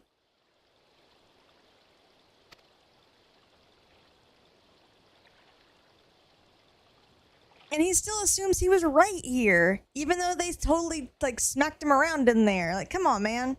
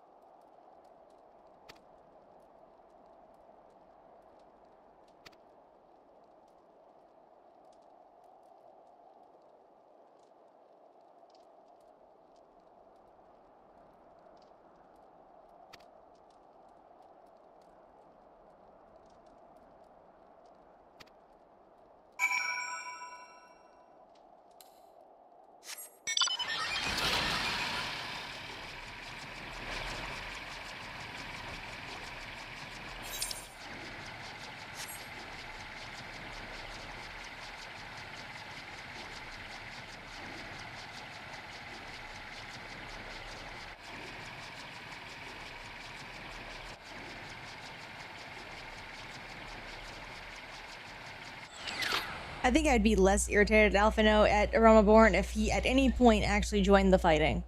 He does not. He is 100% like, I will coordinate things from here, and I'm just like, okay, you can't just sit there in safety, my guy.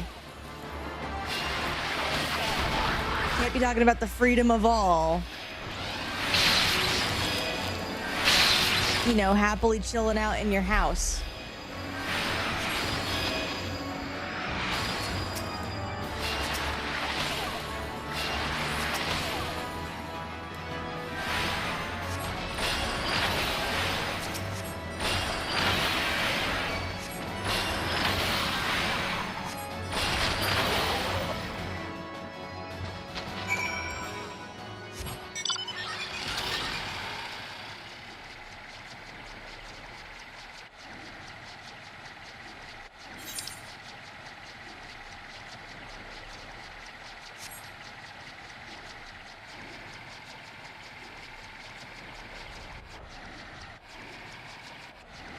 Aha! I've gotten past this very large gate.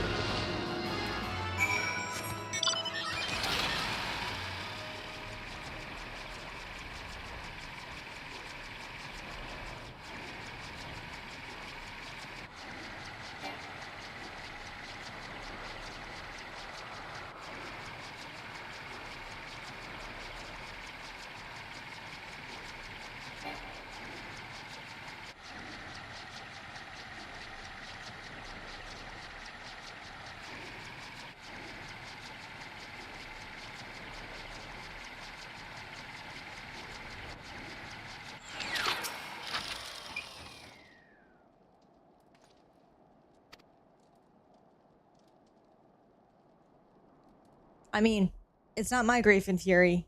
They're random people to me. Oh, my fellows? Oops.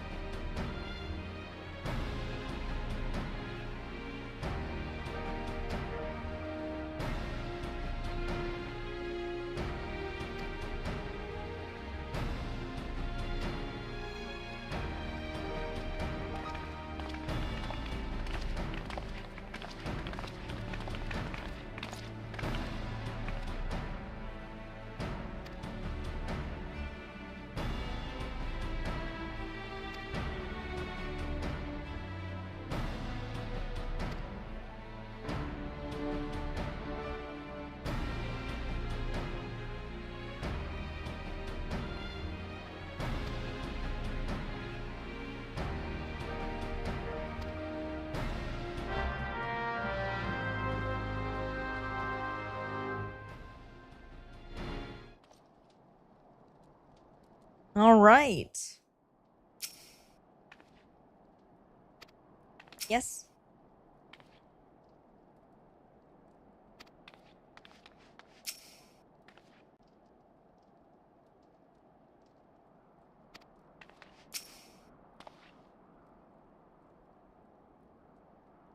Thancred, please stop trying to flirt with every woman you know about.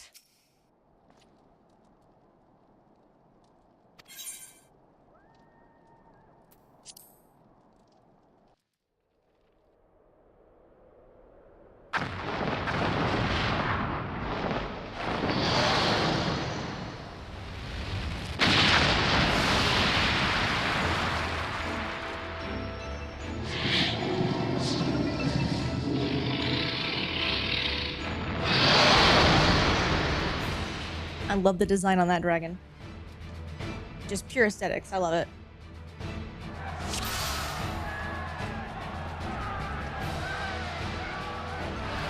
All right. What are we doing?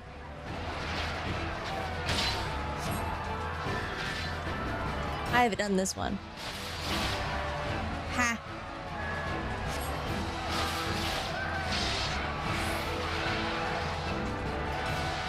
It's cool and all, but what does that mean? I just... Okay. Oh, alright.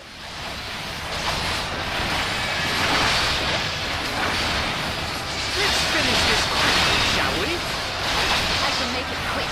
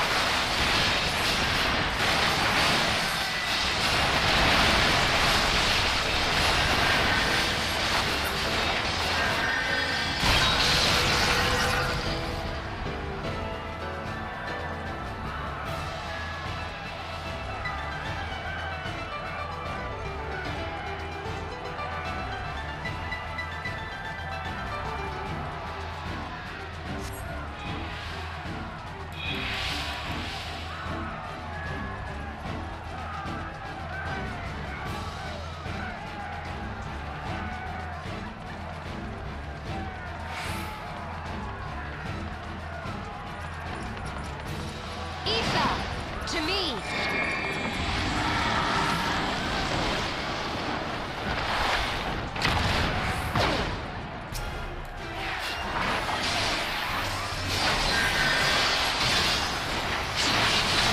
Did I just give it stone skin? Oh, I haven't seen that in forever.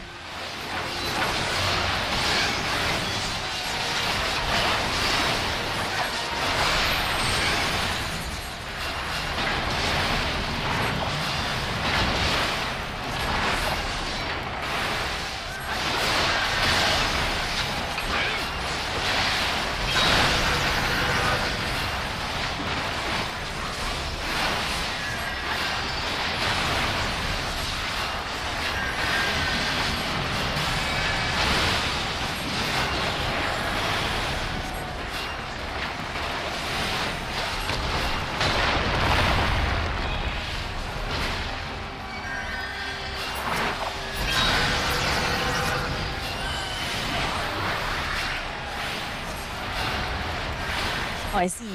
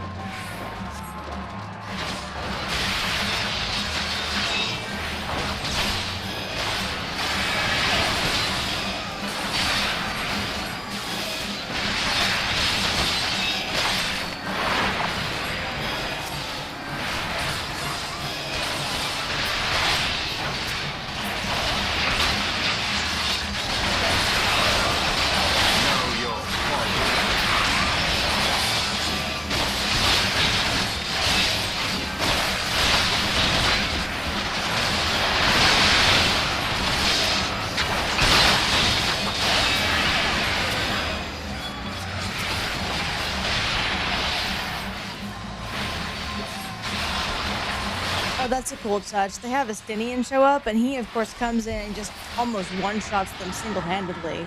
That's cool.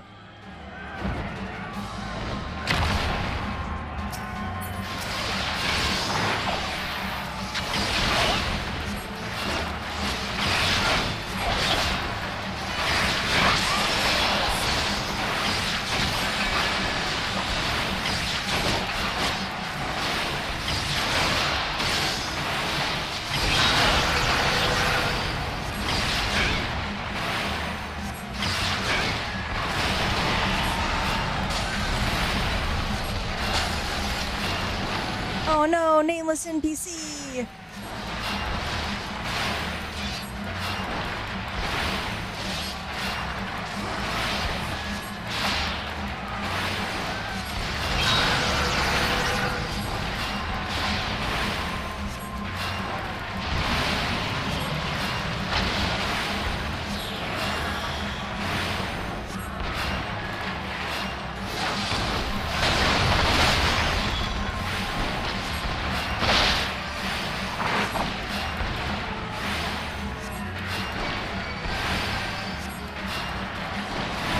Oh, cool. They put Earthshakers in this.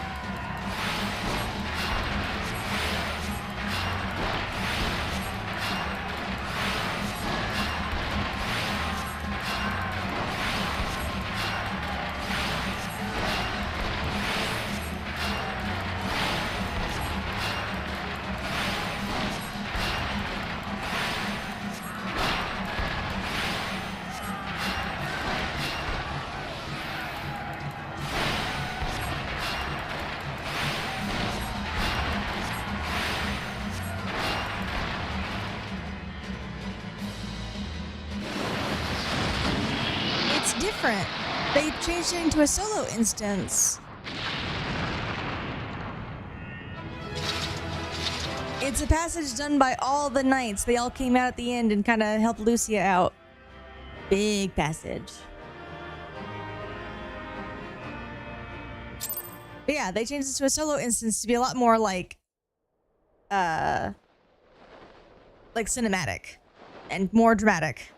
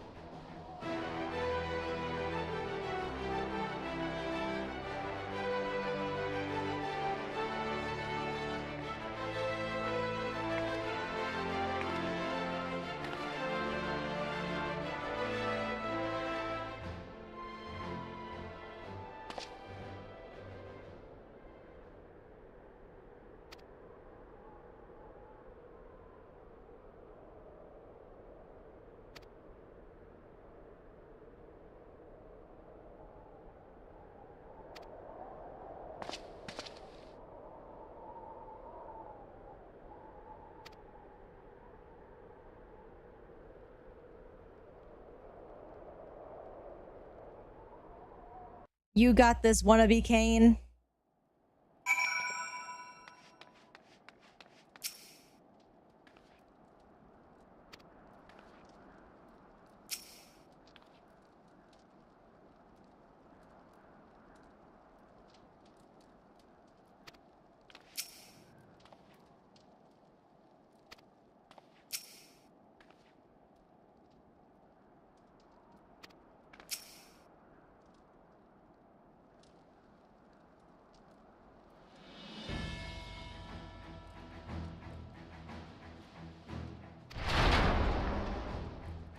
My Crystal Braves. See this bullshit?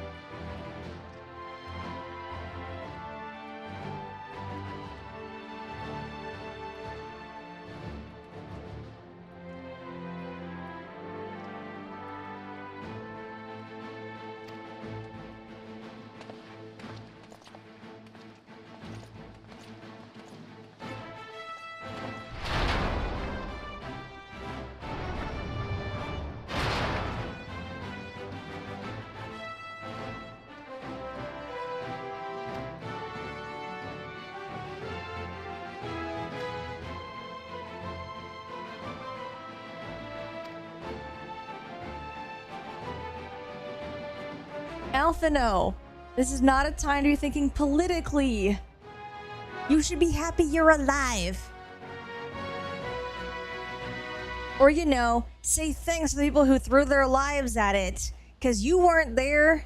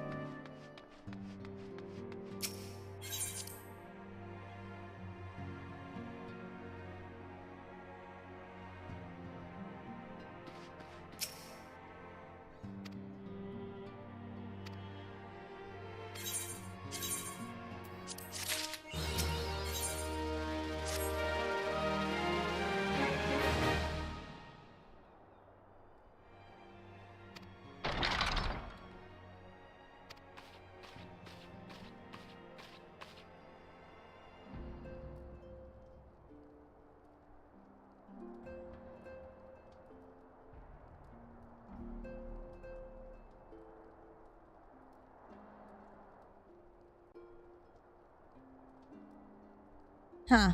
Need to move those again. They're still acting really funny. At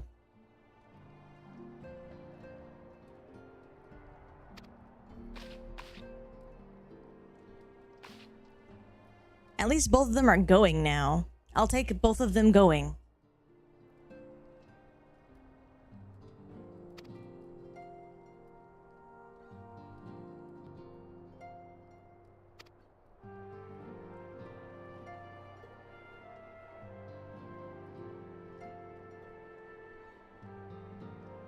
Oh. So we're doing a long stream today.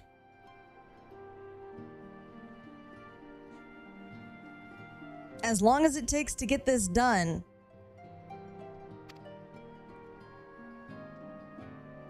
You'll see.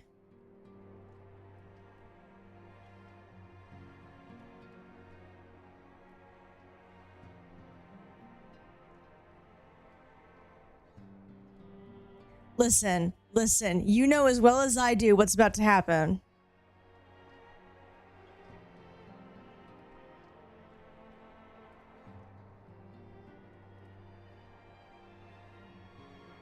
Please set aside sufficient time to view the cutscenes in their entirety.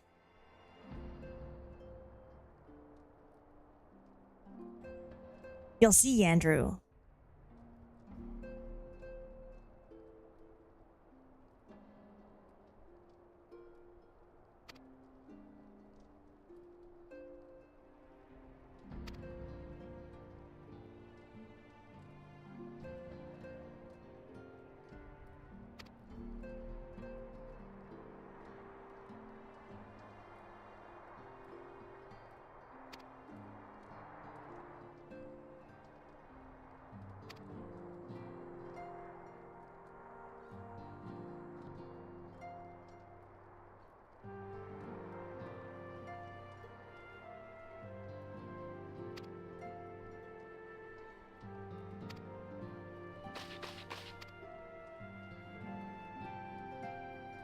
You're okay, Tataru. I know. You're having a moment.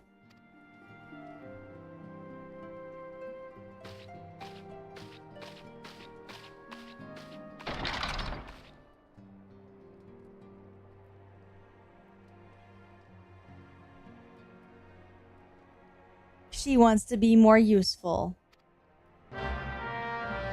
Even though she's incredibly useful.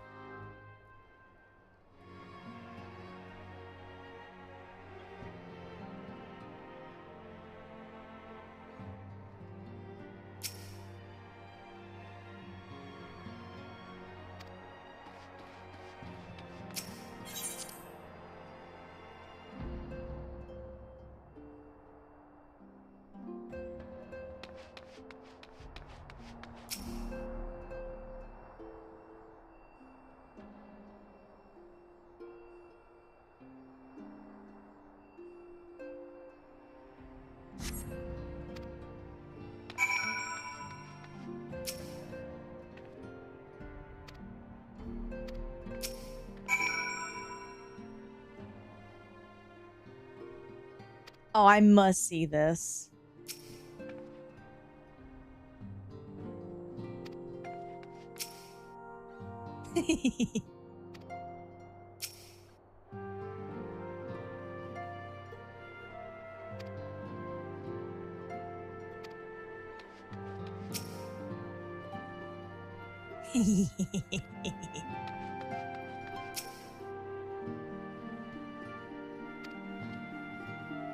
Uh-huh.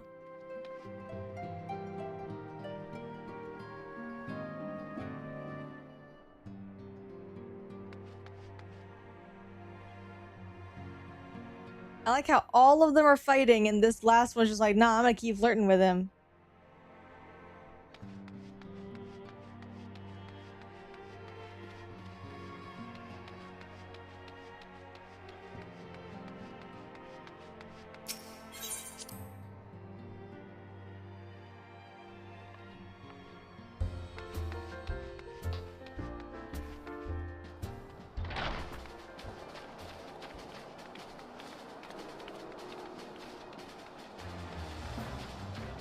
There she is.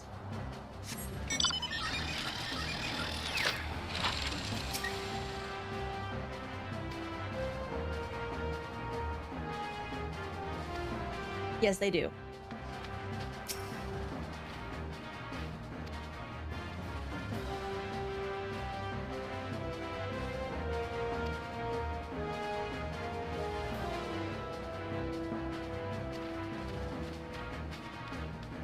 I didn't get a chance to say anything. Hataru, reconsider. You're very small.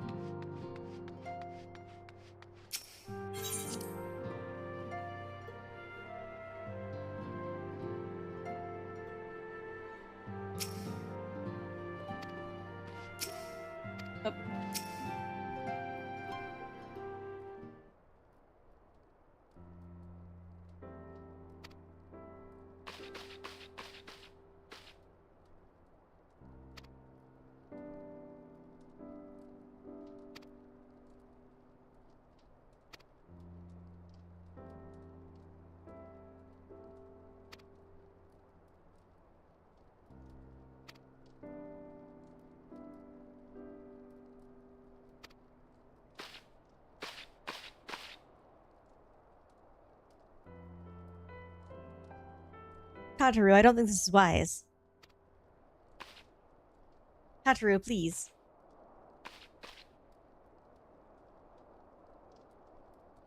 Don't give me a determined look and then run away.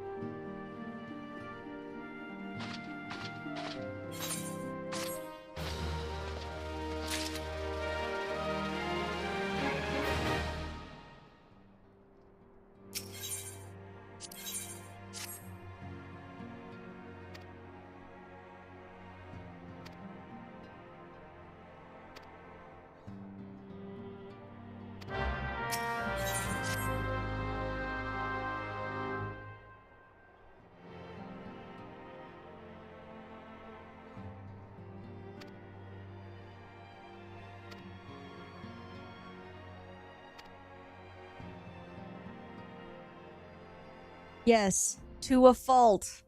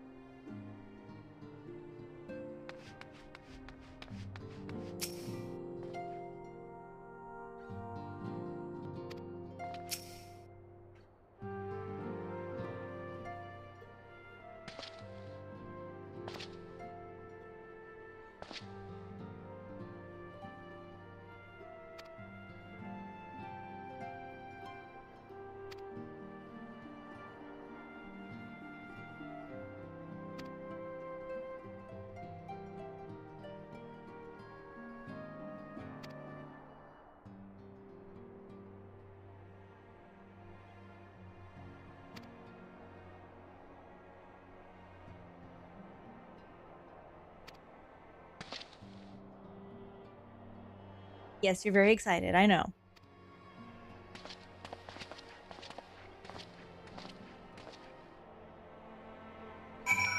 Now, the scholar is cool and all.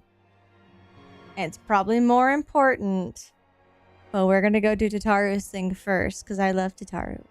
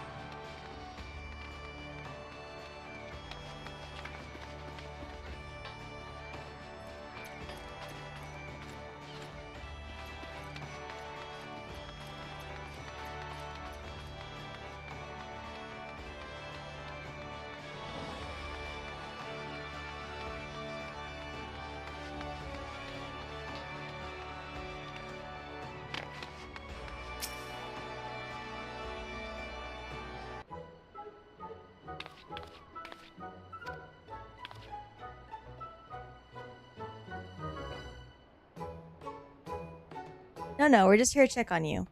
Make sure you don't die.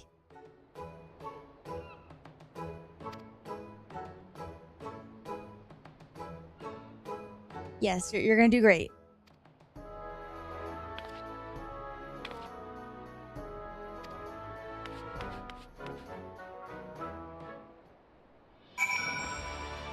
Now, the training quest that we are about to do, or watch her do rather, I believe is the level 5 Arcanist quest.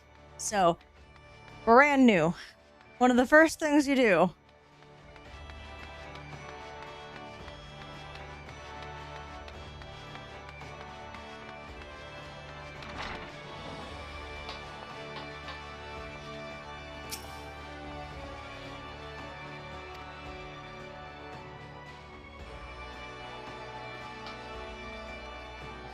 Uh-oh.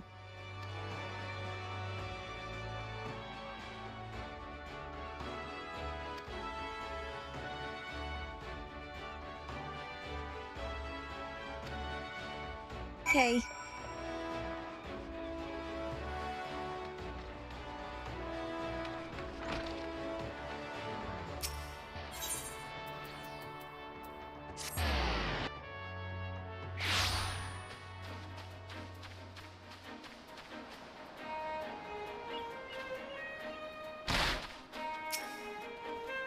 You got this, Tataru. I believe in you.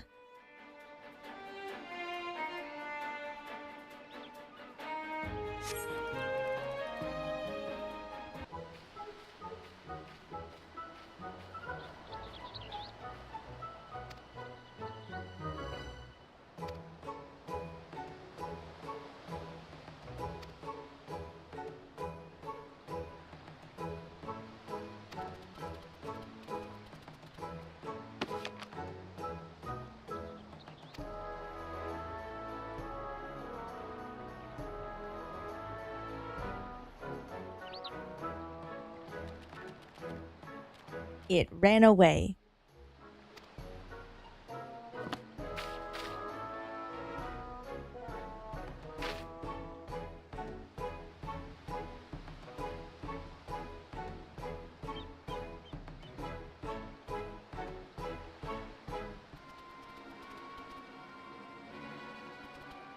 And then she gets overwhelmed by the critters.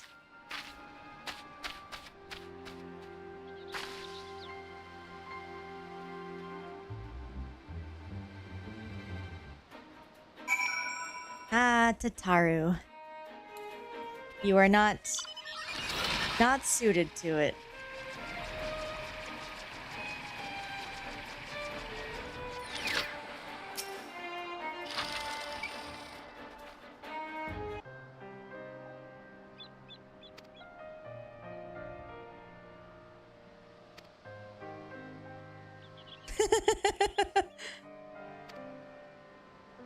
It's okay, Tataru.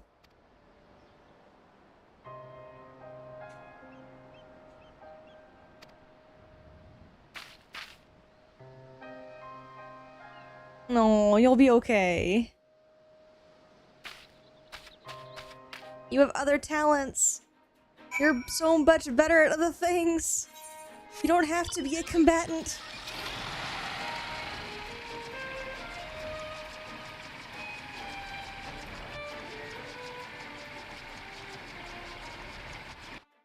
I know. There's actually more to this one that was cut out. So you actually see her first try and be a miner, like Minfilia was. And that doesn't go well. And not because she can't mine. She actually does pretty okay. But again, she's not suited to combat. So when something attacked her, all she could do was run away.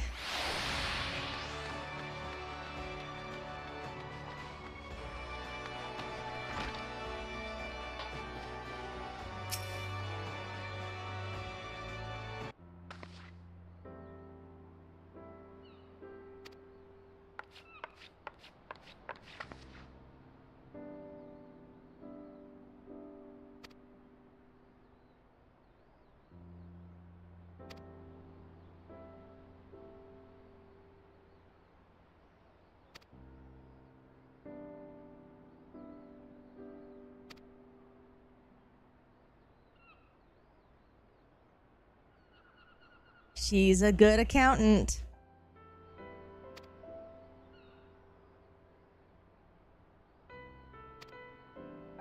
She's really good at accounting and logistics. And she's also a really good communicator.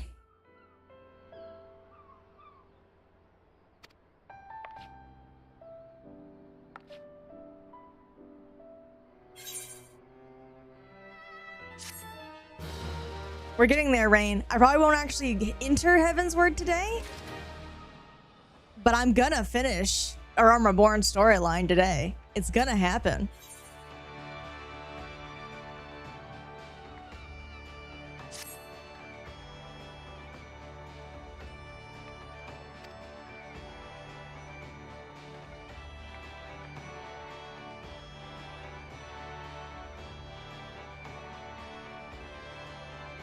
Ray, I don't think you understand.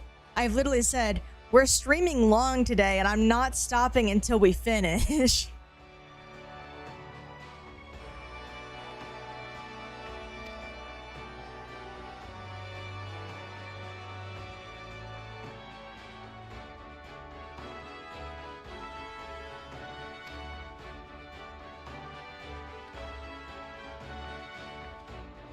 Hi, Aki.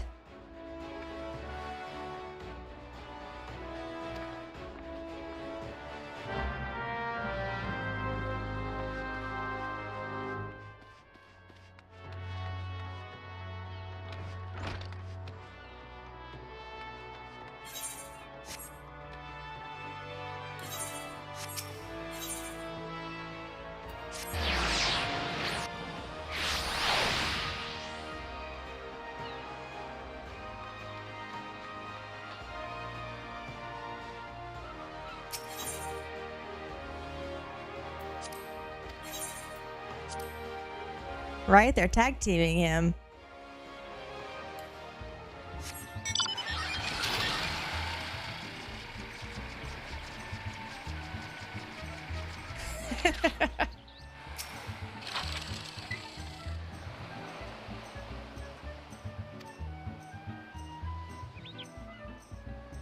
Oh no. Now she's trying to be a treasure hunter.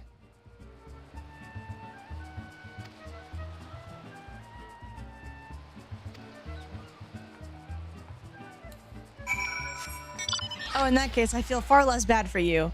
Please continue double teaming him.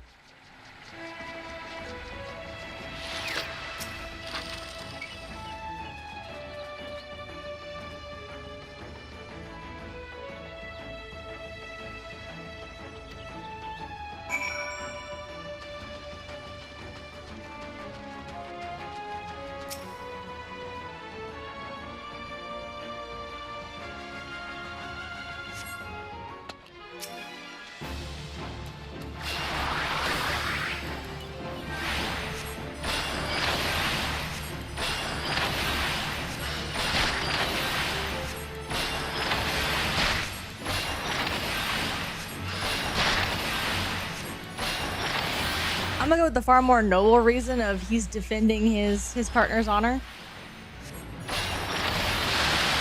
from the evil being that is Rain.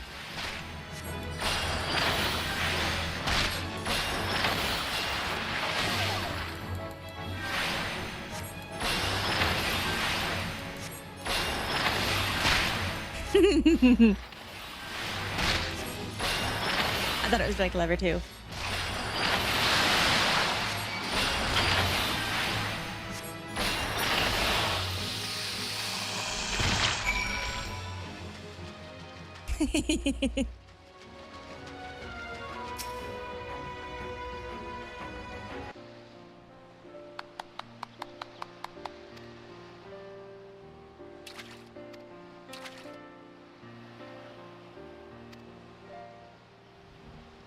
No.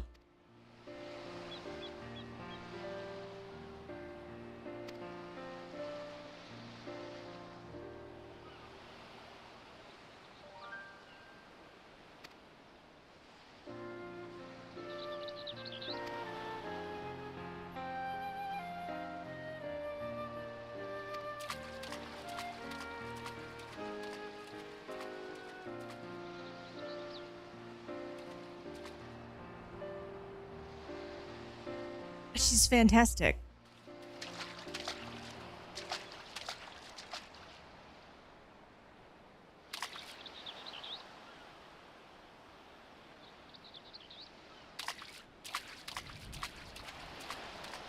Rain, you're not listening.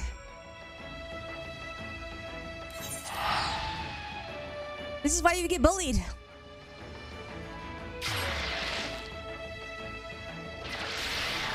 I literally got the invitation to the party. All right.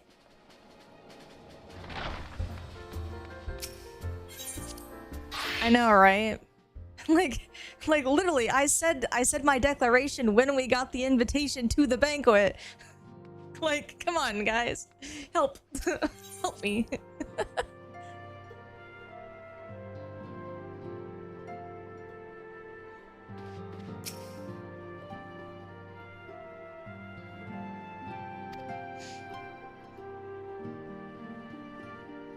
Yeah, I know.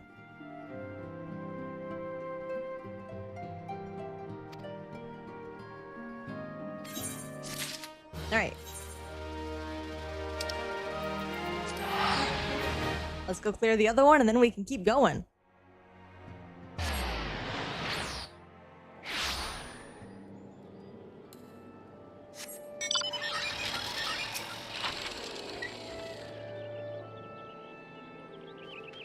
I could just drop you off this platform right now, random scholar dude.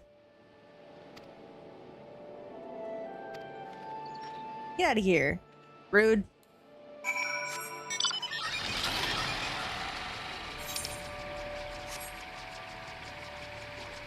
Oh, Jesus.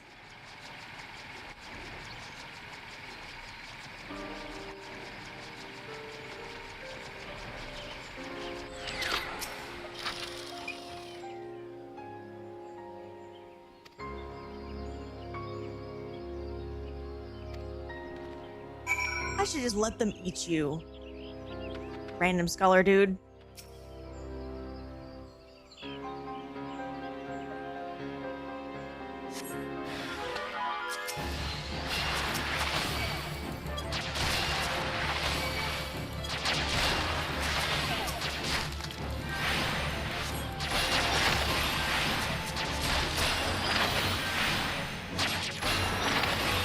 He'll be back soon. The man doesn't sleep.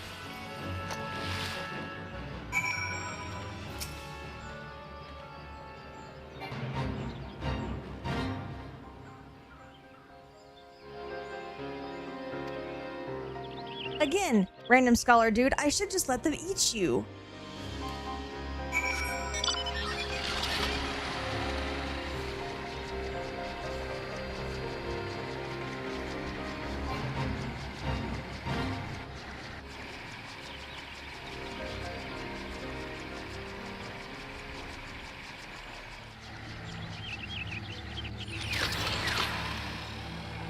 I'll quietly walk off while they dismember you and eat your innards.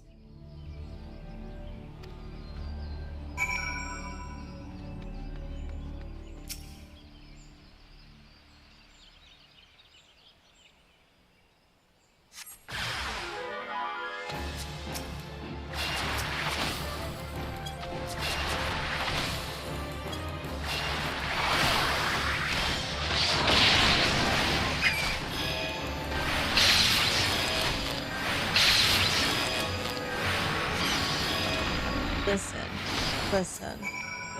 The guy's rude. He doesn't deserve the Warrior of Light's protection.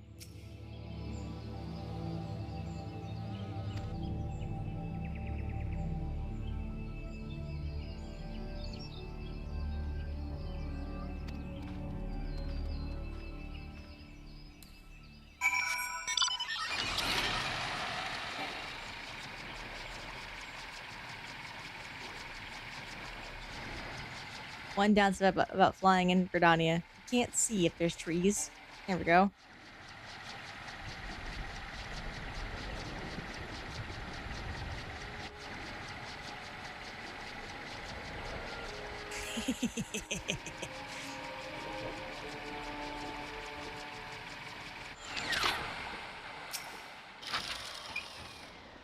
They're telling me to make my own decisions. I decide that this guy should have an unfortunate accident.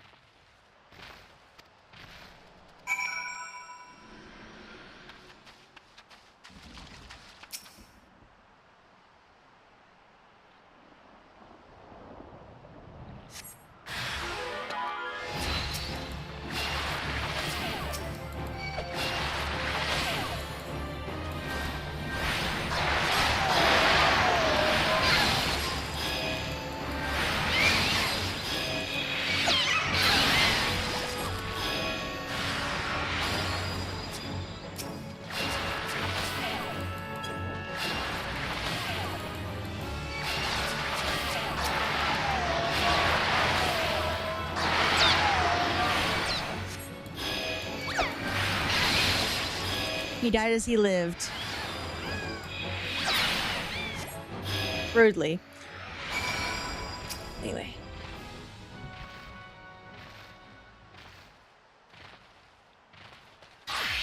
Okay, dude. When I'm having to kill all the things that apparently want to eat you, things get on me.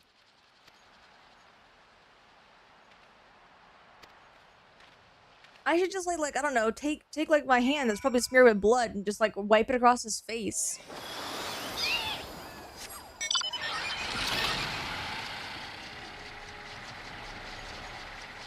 Pray he gets some kind of disease. Then I didn't kill him.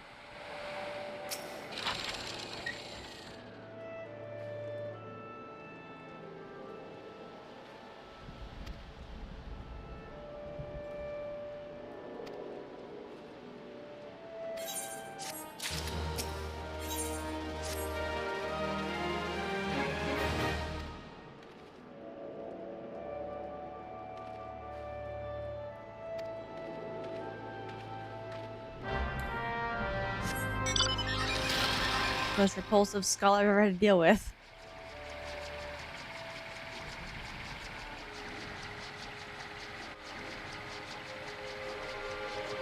And not even taking like recent occurrences into account.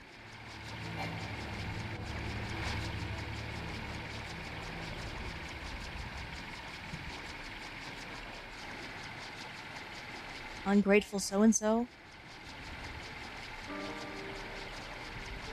I'd have like a name for him, but he wasn't given a name, so he's just an ungrateful so-and-so. Who doesn't even get a name.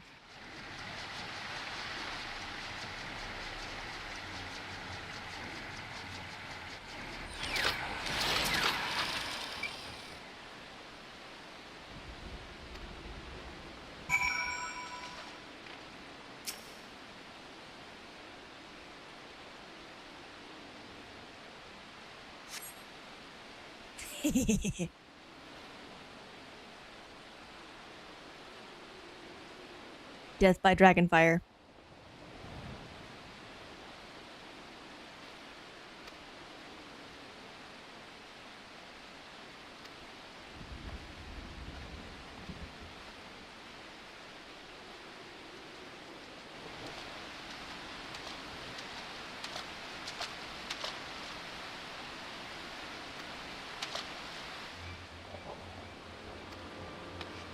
What? Oh no, our little new guy. Our little newbie.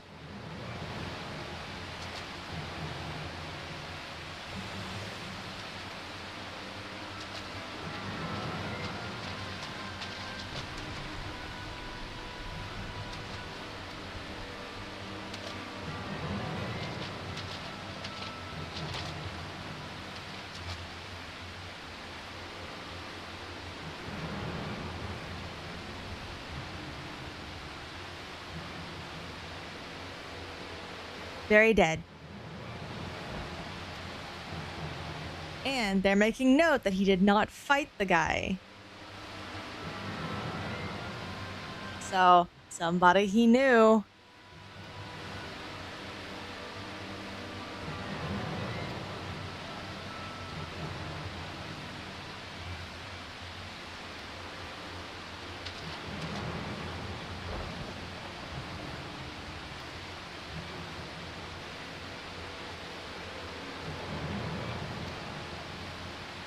And remember that these two didn't join the Crystal Braves. They stayed Scions. So they don't have any kind of allegiance to anybody in the Braves.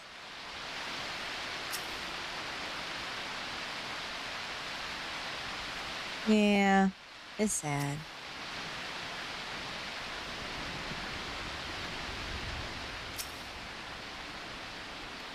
You'll be okay. Random person, number 2.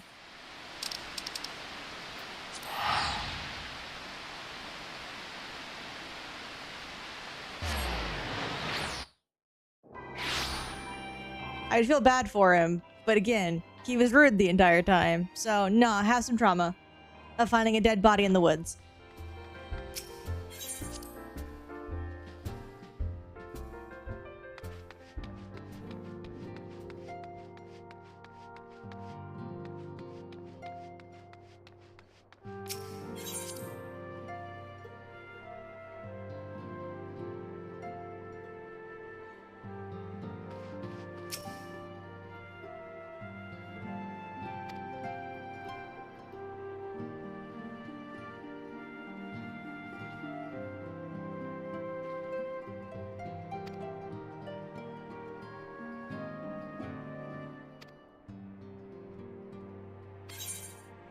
Oh, I could think of a number of reasons why. He's poking his nose in where he shouldn't have been, and someone wanted him to be very quiet. And very gone.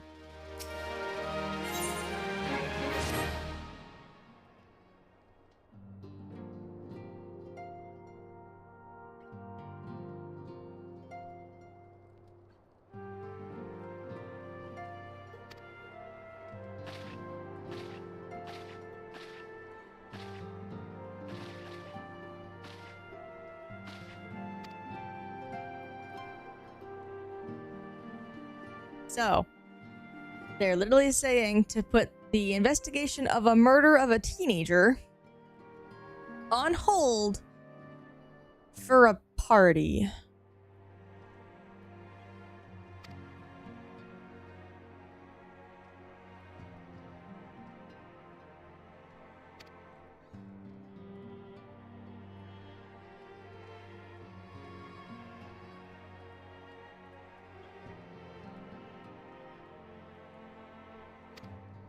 I appreciate that she does show some doubts here of just like, yeah, that doesn't feel right. Doesn't feel good anyway.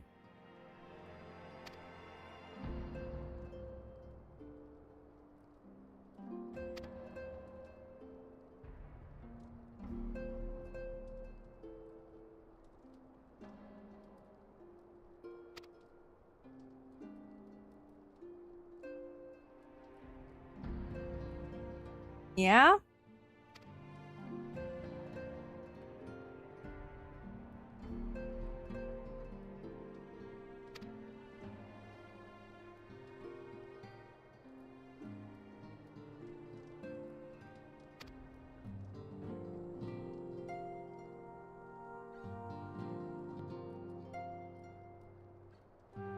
And again, we have the option to say no here. We have the option to be like, no, we don't. If anything, we should be unified in not being there.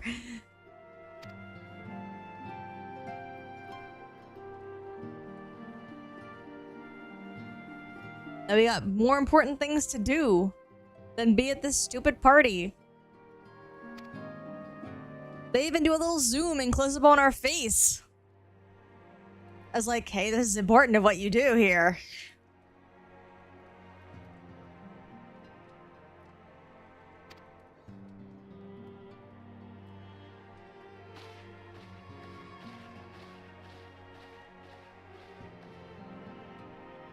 Over here emphasizing, like, this is a key moment.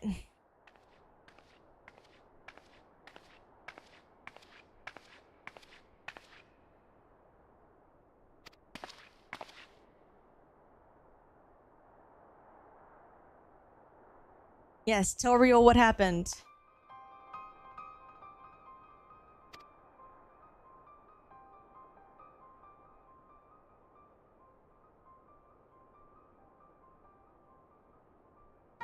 And he's been investigating by himself. He is so good.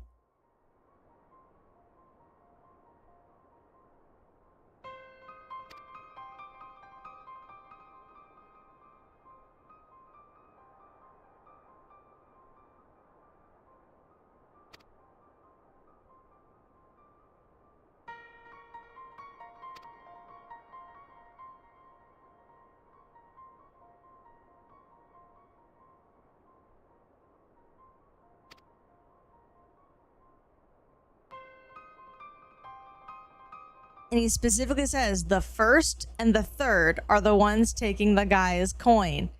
Not the second and the fourth, which is where all of my recruits were, except for the one.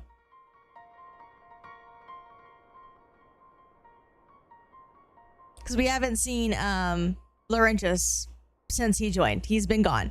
But we've seen Riol, who's, I think, on the second. And we've seen the Conjurer. And we've seen Wilred, who is now, of course, dead. We've seen those three, and they're part of the second and fourth.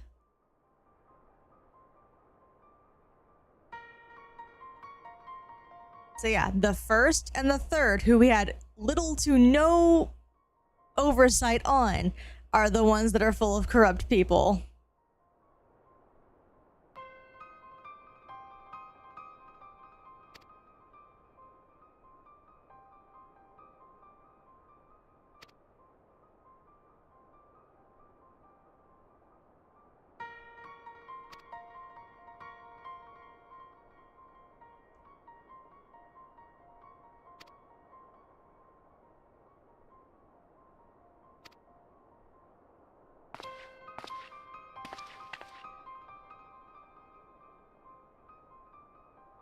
Thank you, Real, for telling us that we need to be careful.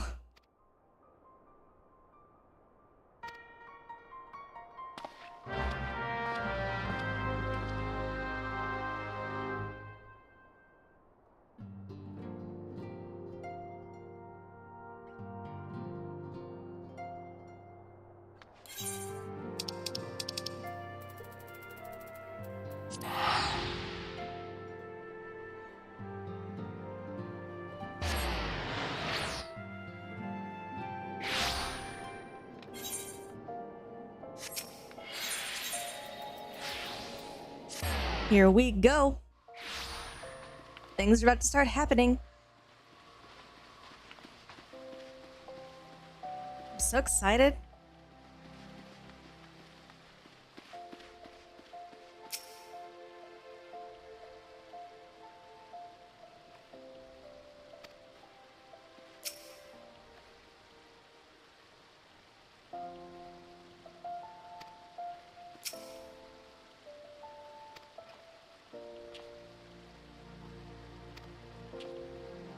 Look at Banquet here.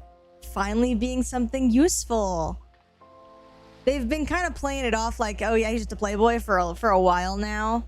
But remember, he is a rogue from Limsa.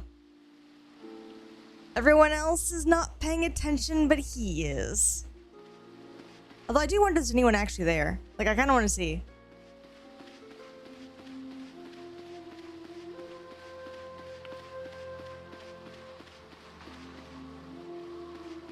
I don't think so.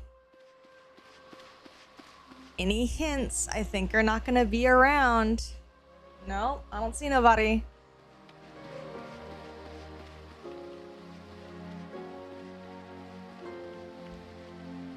But yeah.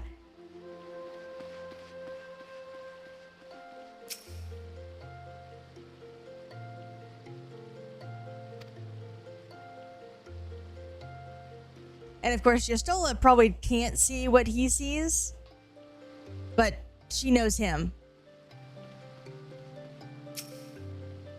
They've been around each other for a long time. You think Yastola, Thancred, and Urianger have been around each other the longest.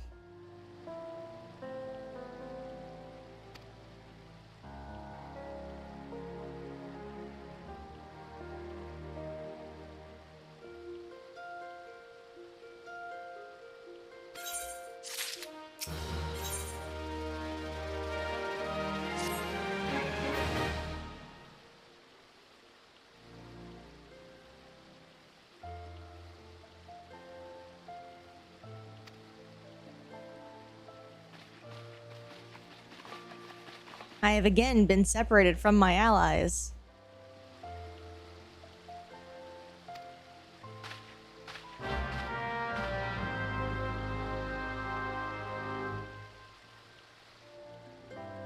This is gonna go great.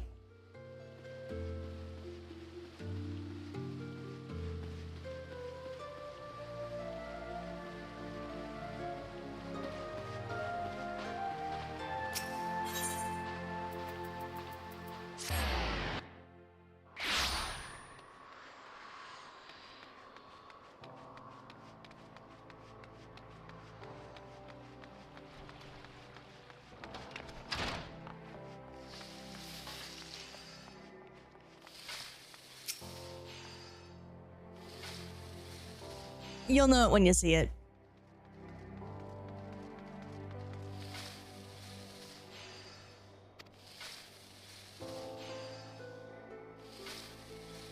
I did recruit her myself, yes.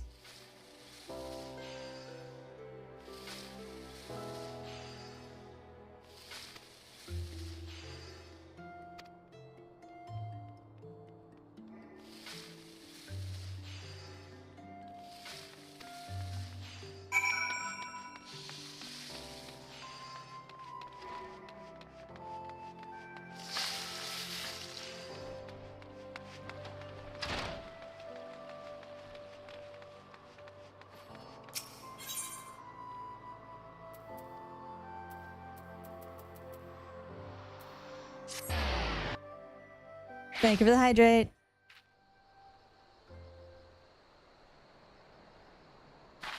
Everybody get liquids.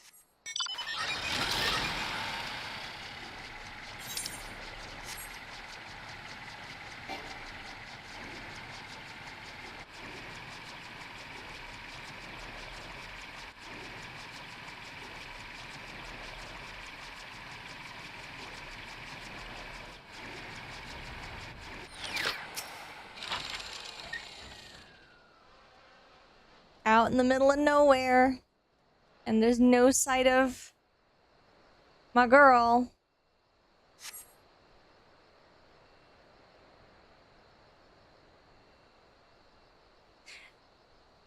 This is a really cool moment of characterization that, again, I have no hand in.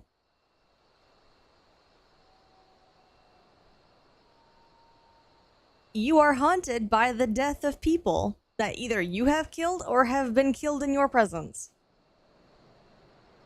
Your character does not handle death very well.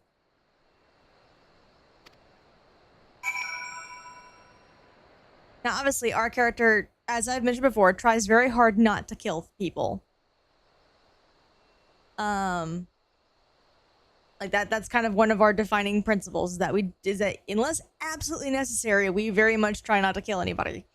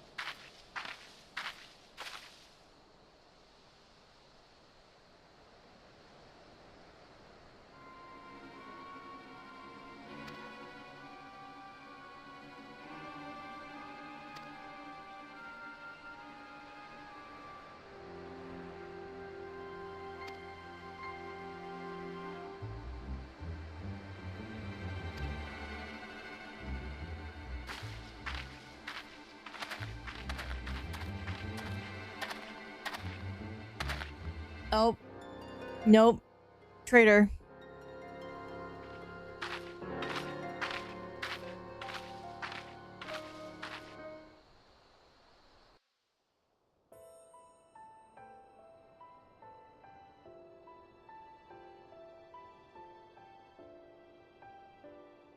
O Sultan Tree, hallowed spirit of my line. Through my weakness, the glorious house of Ul has all but disappeared beneath the sands. For want of the strength to raise it up again, it were better that it fall. Forgive me, but I know not what else to do.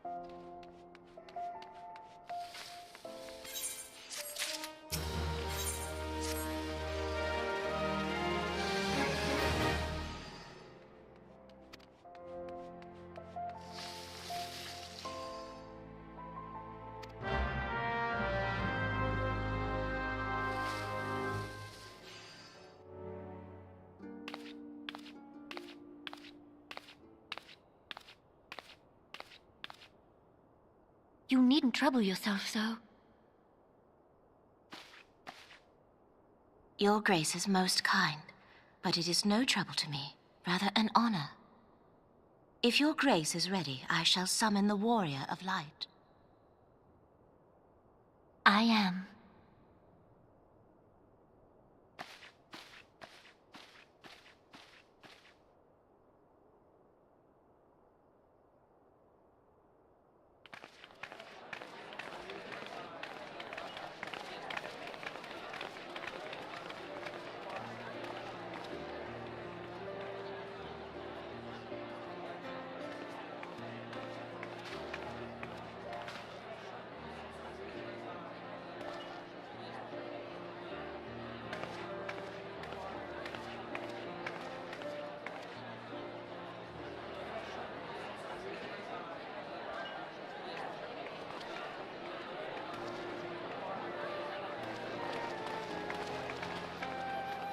Everyone looks to be in high spirits.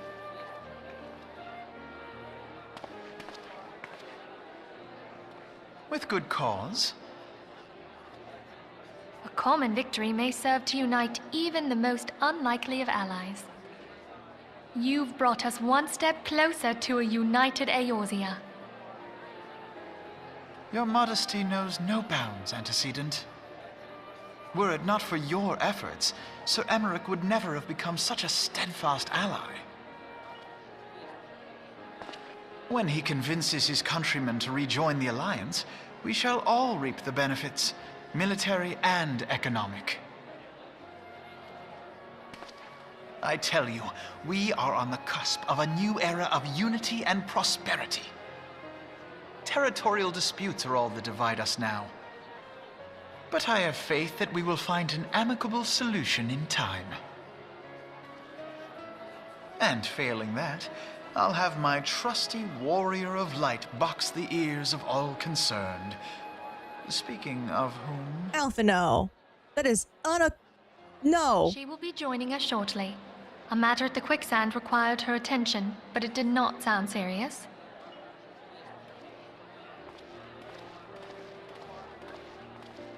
Little piece of shit.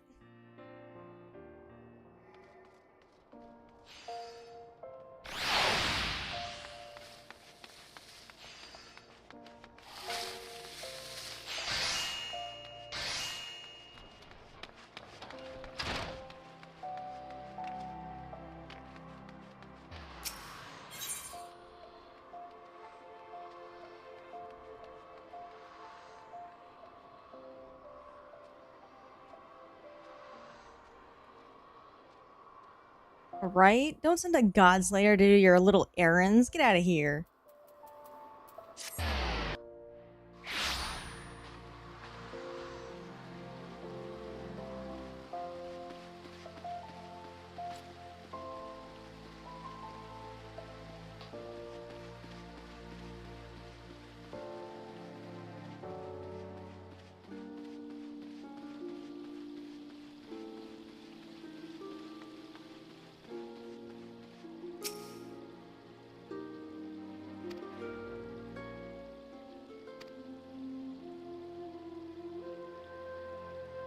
Several cutscenes will play in sequence. It is recommended that you set aside sufficient time to view these scenes in their entirety.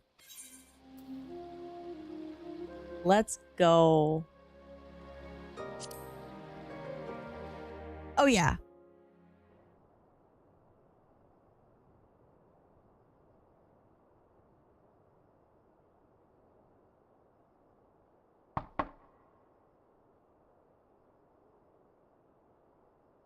Enter. Your Grace, your guest has arrived.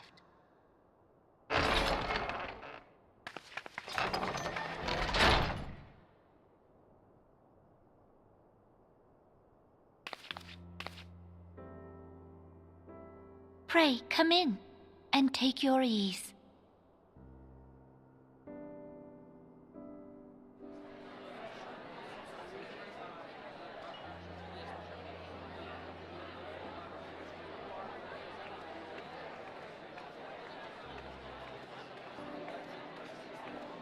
"'Tis well that the steps of faith held against the Horde." And what of the city proper? We sustained some few losses, but the heart of our nation yet beats with vigor. I am not certain I could say the same had we not received your most generous aid. An attack on Ishgard is an attack on the realm. We stand together or fall divided.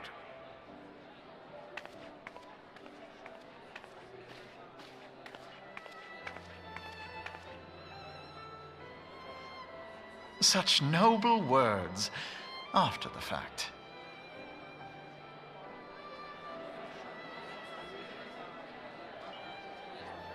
I had hoped to speak in the presence of her grace, but it seems she has been delayed. That being the case, now would seem as good a time as any. Honored friends, Pray allow me to convey Ishgard's warmest gratitude for your part in the defense of our lands.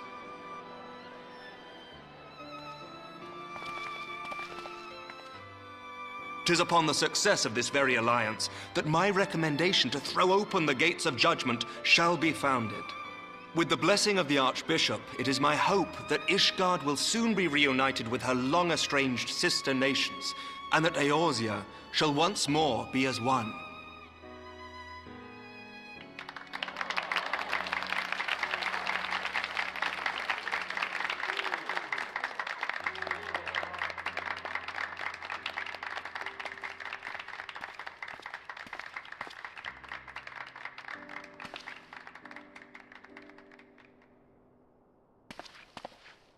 Very well.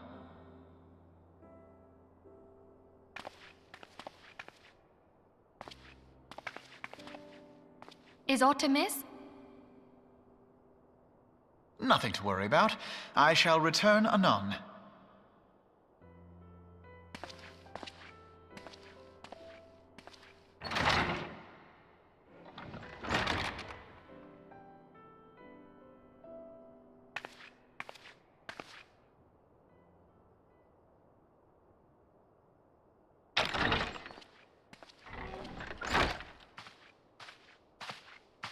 You wished a word, Yu Hase?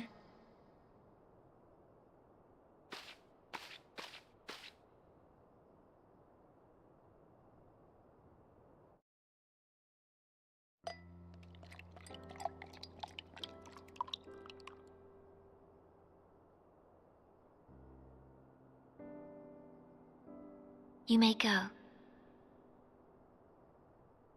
Your Grace.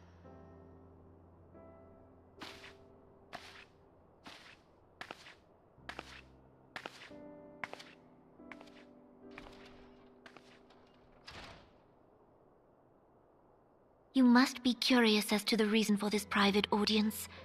The matter I would discuss, however, will soon make apparent the need for discretion.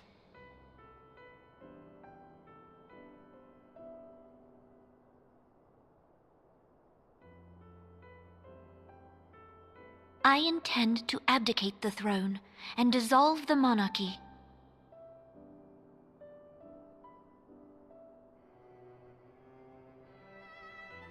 You have seen for yourself the storm of turmoil that howls through our streets. The government fails in its responsibilities, and my subjects suffer the consequences of our incompetence. But I will see them suffer no longer. The victory feast shall provide the stage on which I declare the dissolution of the Sultanate. 'Tis mine intent that the ruling class of our golden city should take its place beside the common man in a fair and equitable republic. No more shall this nation bow to the whims of a privileged few. Yet, that which I propose will entail the tearing up of this city's very foundations. And even Roban, with all his strength and influence, will be hard-pressed to keep his footing on such treacherous ground. Thus would I ask you to lend him a steadying hand. You who have endured the wrath of innumerable foes are the one hero in whom I can place my trust. Will you do this thing for me?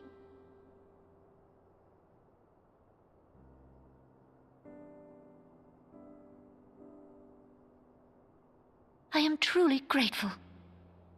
More grateful than I can well express. Much of my dread for the coming days has been quieted.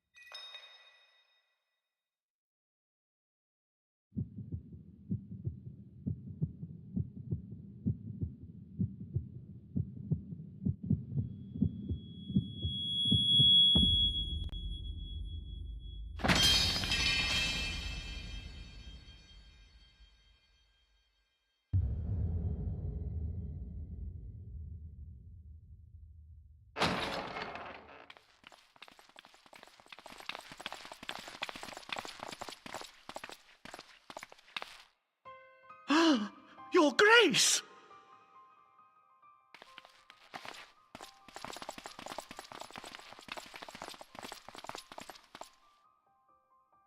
Her Grace, the Sultana, is dead.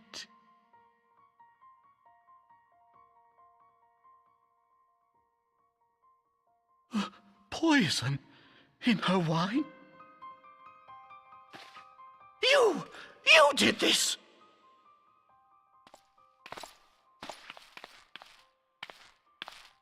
Spare us your denials! I see no other suspects, and the room has but the one entrance.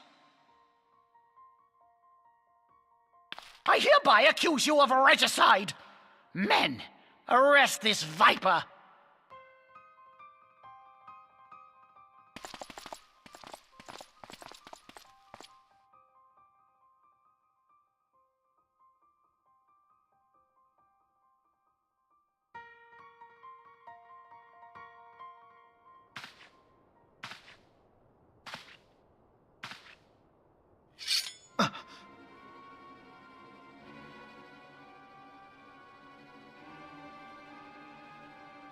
Sir, barring a few exceptions, we have detained all those with allegiance to the Scions.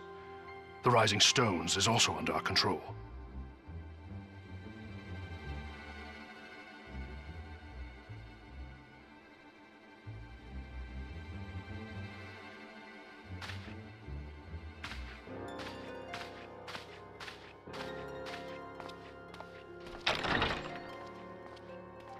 And what do you hope to achieve with this mutiny? Why, that which we have striven for all along, Commander. The salvation of Eorzea.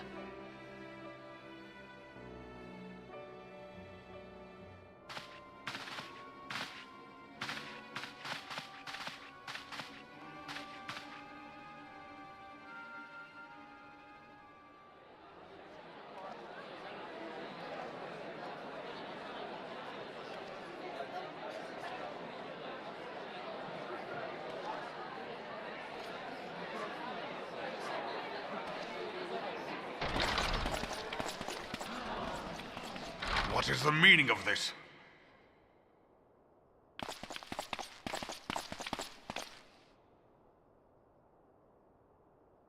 Knights from the homeland. This cannot bode well. Lord Commander, we have received an urgent message from the Holy See. I am grieved to report that your serpentine foes have resumed their assault. Needless to say, your presence is urgently required. These knights have come to bear you swiftly home to Ishgard. A surprise attack? We've had no such word from our men, and the timing is most fortuitous to catch us away from the city. Most fortuitous indeed. Lord Commander, we must away.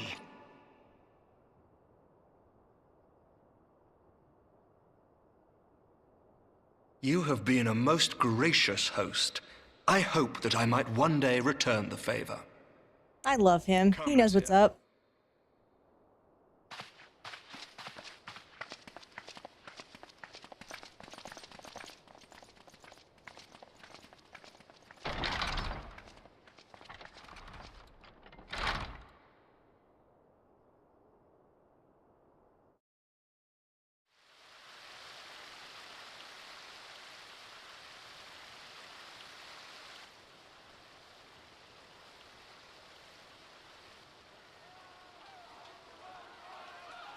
Whatever is going on in there?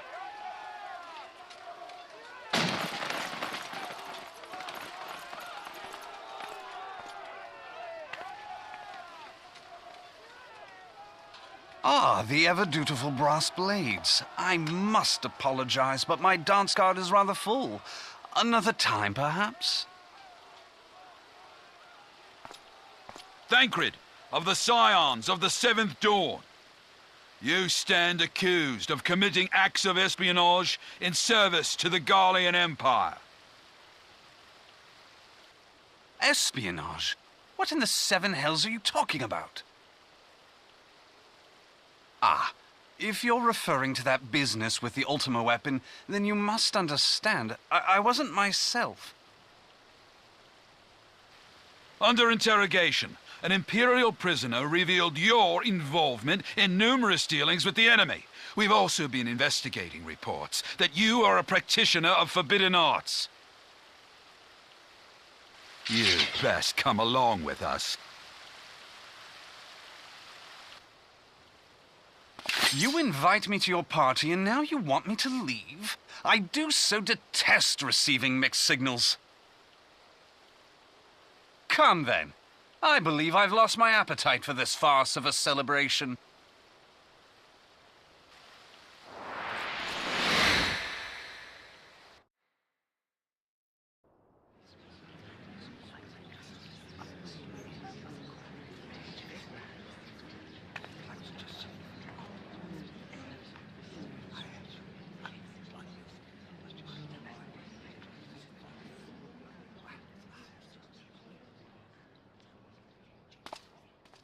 You go too far, Lord Adeleji.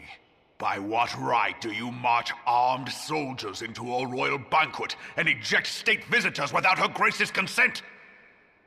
You treat the brass blades as your personal army and show contempt for the throne with your every act. Leave us, now. Is that an order, General? Mayhap you have mistaken me for one of your flames. You will find I am not so slavishly obedient. As you lecture me on personal armies. As for your outrageous claim that I have shown contempt for the throne, let all here observe that it was not I who feasted while an assassin removed its occupant.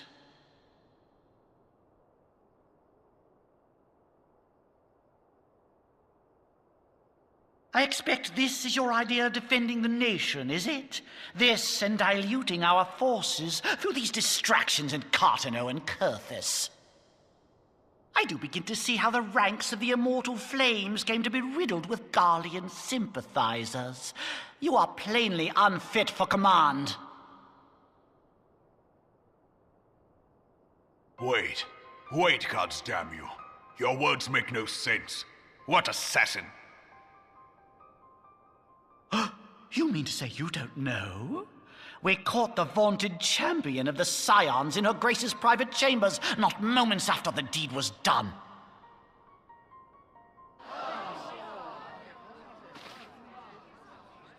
No!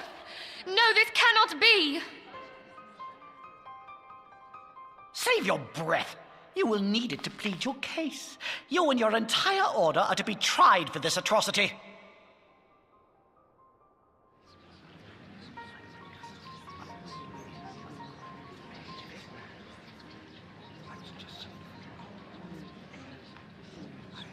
Bring in the prisoner!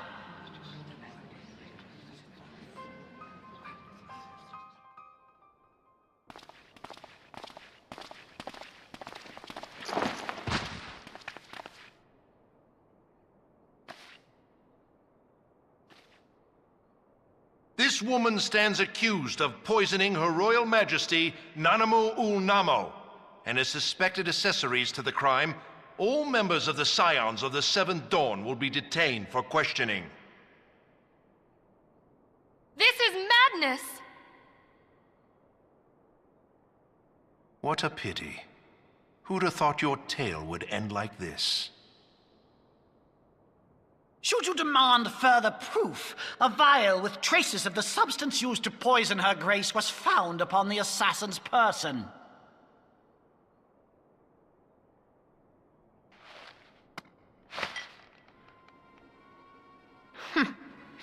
How very convenient. You would speak of convenience? Who persuaded Her Grace to host this celebration? A diversion which presented you and your confederates ample opportunity to commit the crime, and a crowd within which to fade from view. A more convenient occasion I could scarcely imagine. How dare you! After all we have done for Uldar! Hold your tongue, witch! I'll not be ensorcelled! I know all about the dark gift that you and your disciples wield. Oh, yes. I've observed how you worked upon the minds of the Alliance leaders, bending them to your will. And what of your cordial relationship with Sir Emmerich?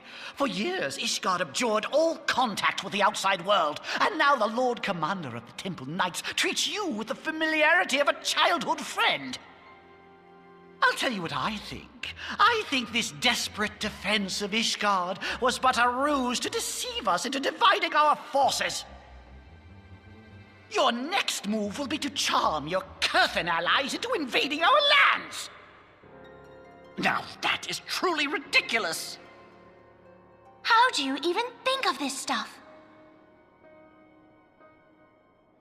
She cannot be dead.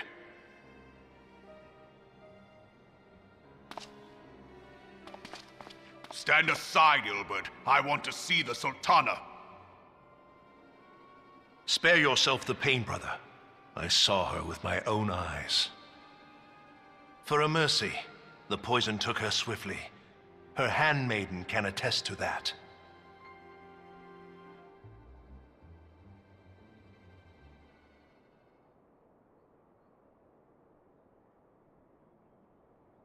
This cannot be. Nanamo. Nanamo. No!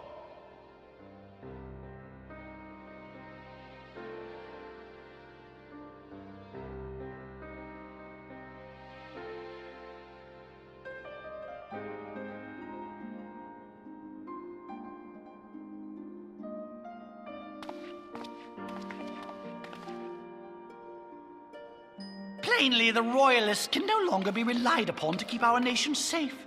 And so it falls to the monitorists of the Syndicate to govern Uldar. But should you wish to help us, General, we would be more than happy to entrust the task of planning Her Grace's funeral to you. It seems only right that you should bury your precious Sultana, and we will be glad to be rid of that burden.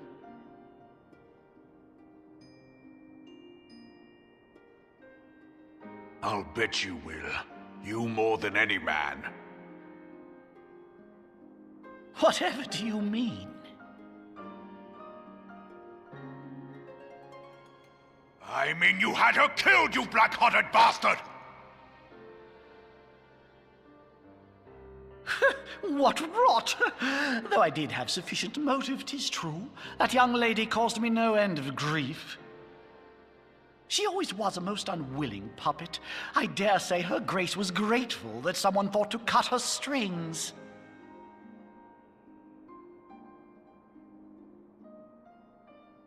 You would mock her, then mock her from hell! What?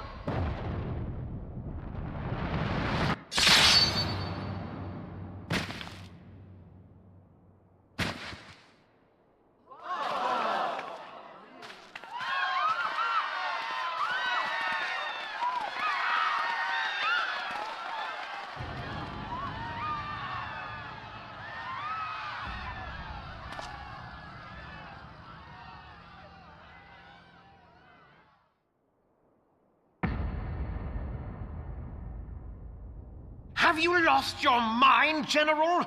It is forbidden to draw steel in the royal chambers, much less slaughter our fellow Syndicate members. You're one of them. You've been in league with the Scions all along.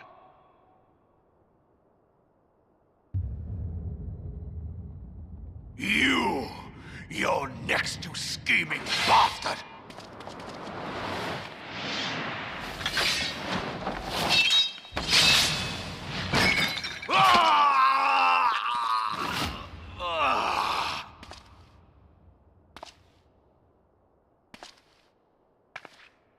Oh, Raban!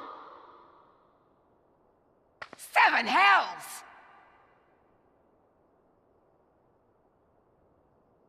Admiral, we must leave. Hello. Welcome. Makes sense. Ah!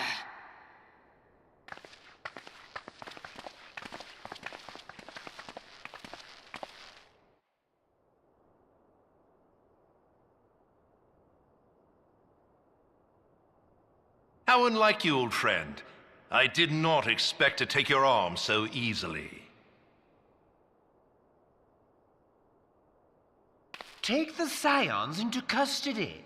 They have conspired to commit regicide. And arrest this traitor as well.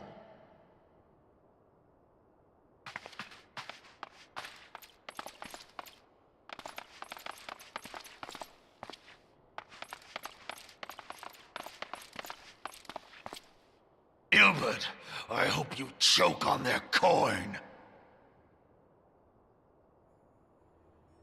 'Tis better than the dirt I've supped on these long years.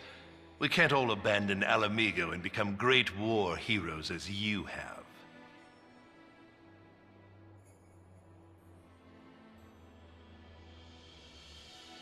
You are not the man you once were, Raban. Since that girl strapped the yoke around your neck, you've become docile.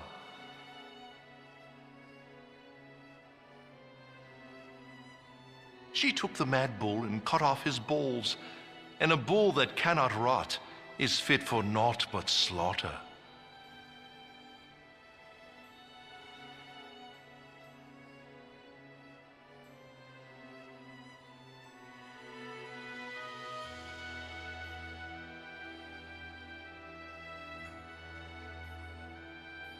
Shall I tell you who really killed your precious Sultana?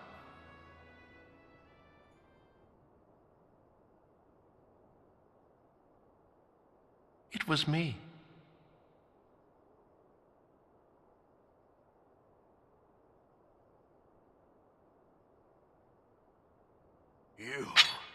You die!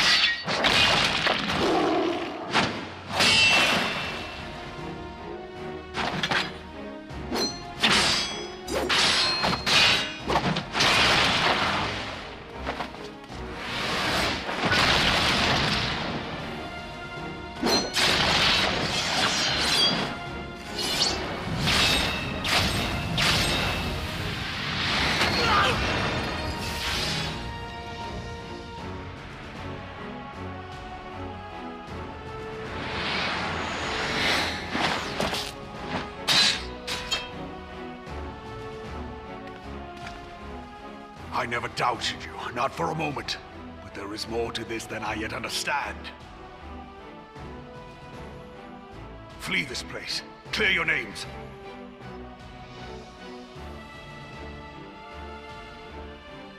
Find out who is behind this plot. It is the only way. Now go!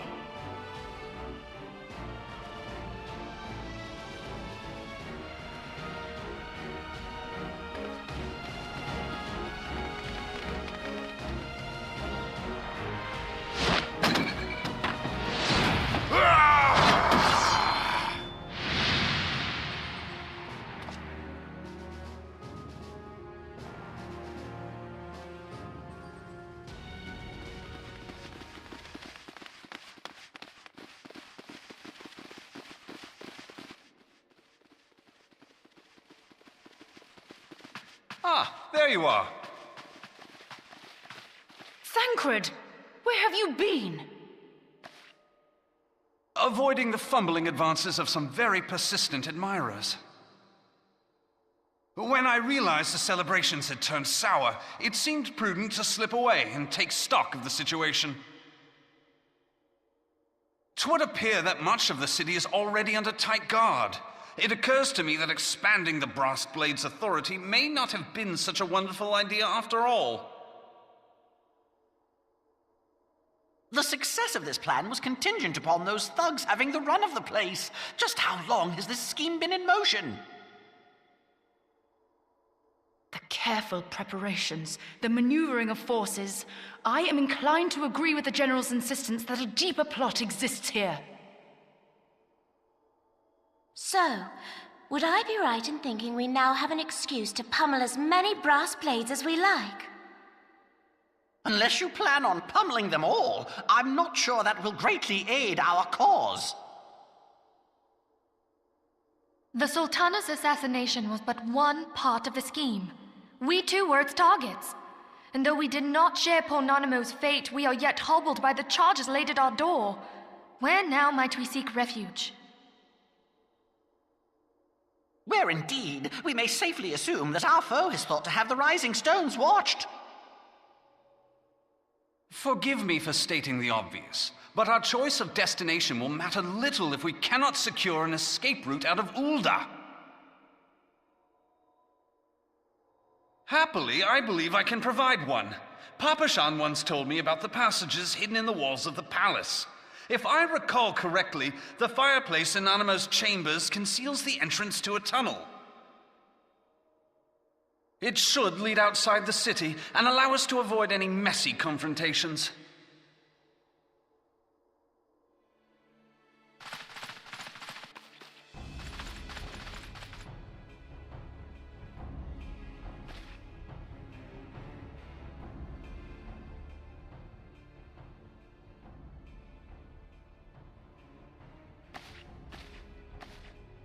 The rest of you, go on ahead.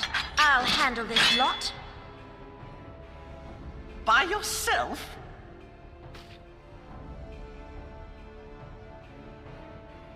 I suppose I shall just have to join you.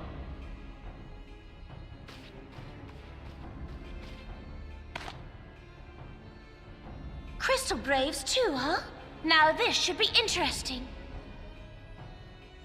Ida! Papalimo!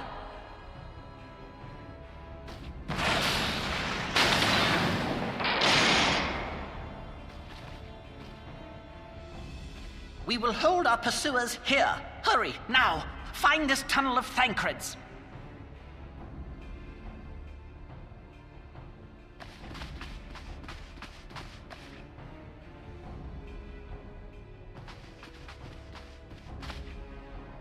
Minfilia, we cannot linger!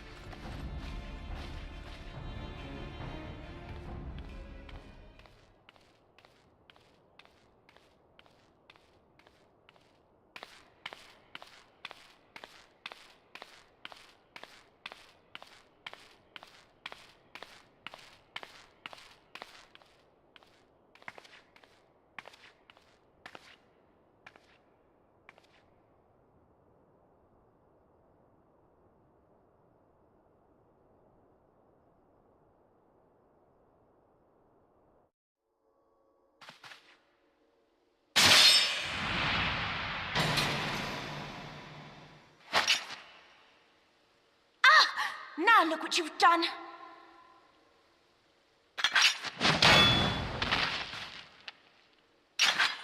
Ida, are you all right? There are just too many of them. I'm fine. I could do this all day. How about you? Nearing the end of my tether.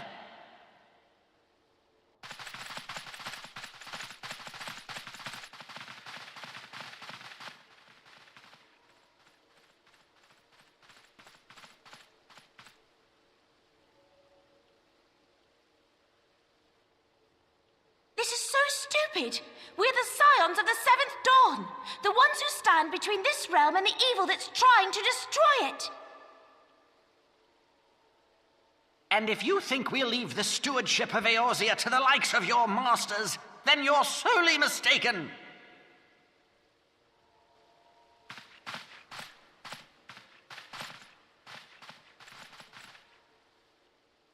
Sorry I dragged you into this, Papalimo. 'Tis hardly the first time, and I'll be damned if it will be the last.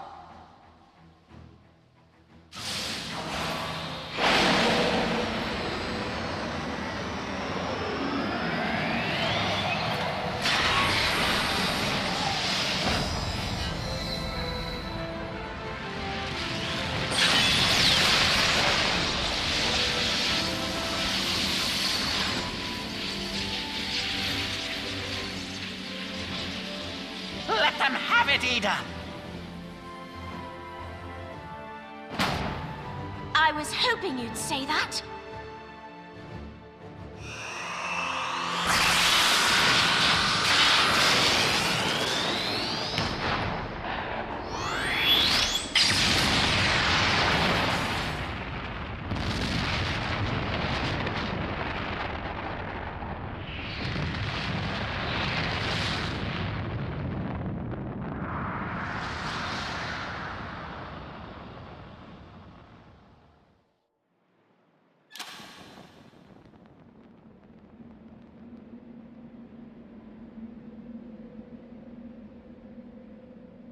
Limit breaking with only 2 people is unfair. I never knew such a watercourse existed beneath Uldar. The architecture is of the Sildine style, if I'm not mistaken. The ancients plainly foresaw the need for a ready means of escape.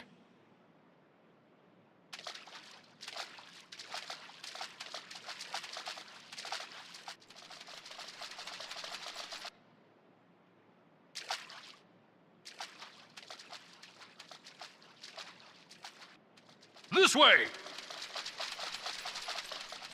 Well, that didn't take long. It seems these tunnels were not as secret as I'd hoped. You two, go on ahead. Thancred and I will deal with this. What do you mean to do? Only that which is required to ensure that the dawn's light survive to brighten the morrow. Fear not, antecedent. You haven't seen the last of these fair features. My friends.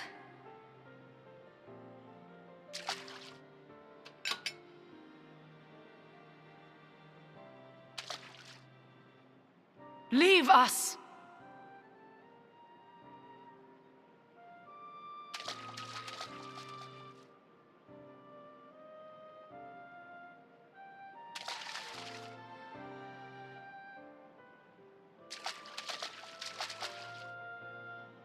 What is the plan, milady? Shall I take the dozen on the left and you the dozen on the right?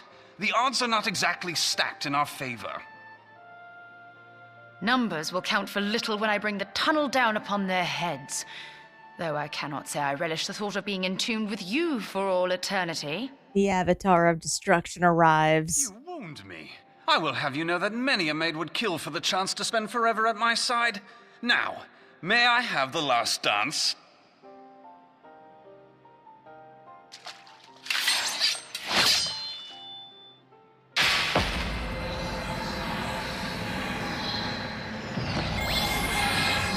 Look at her doing wandless magic.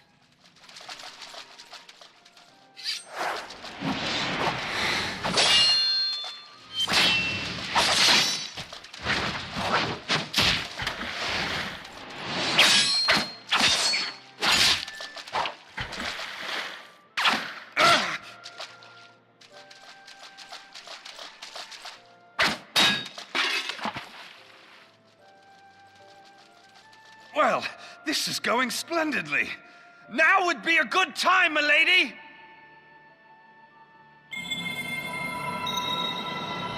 "'Tis done.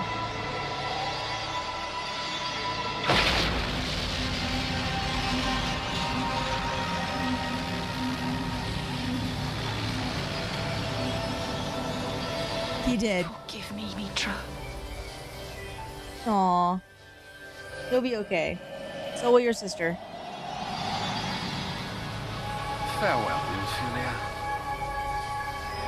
Remember, they're doing all this stuff as, like, classes. They're not even jobs. They're just classes. I think Thancred technically is a ninja.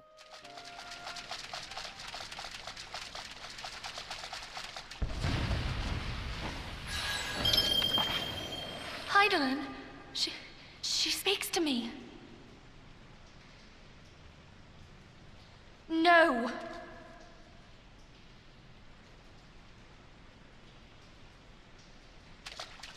I must remain behind, but you cannot stay with me.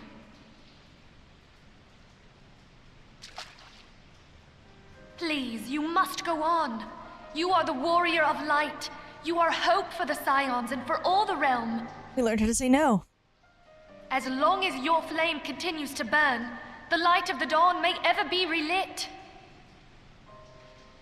You must escape and save Eorzea from those who would plunge it into darkness.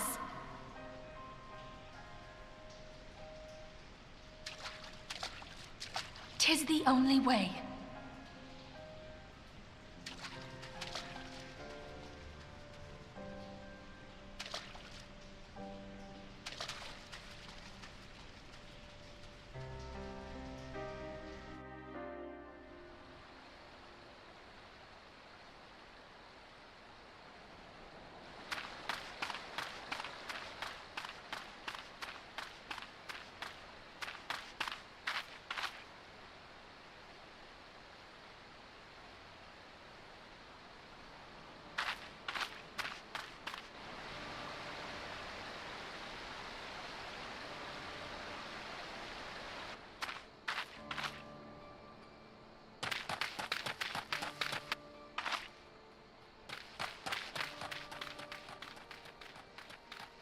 Our character's full and ready to throw down. Let's go. I am glad to see you safe, my friend. What of the others?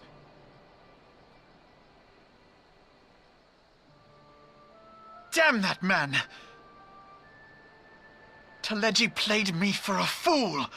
I thought the Crystal Brave's mine till the very moment I felt the blade at my back. There will be ample time for soul-searching later. For now, we must put some arms between us and Ul'dah.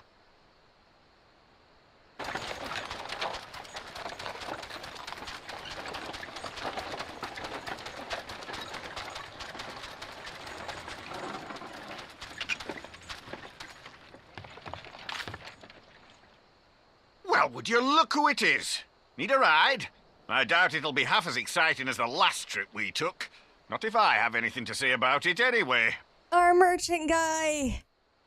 From the very beginning of the game, I love him.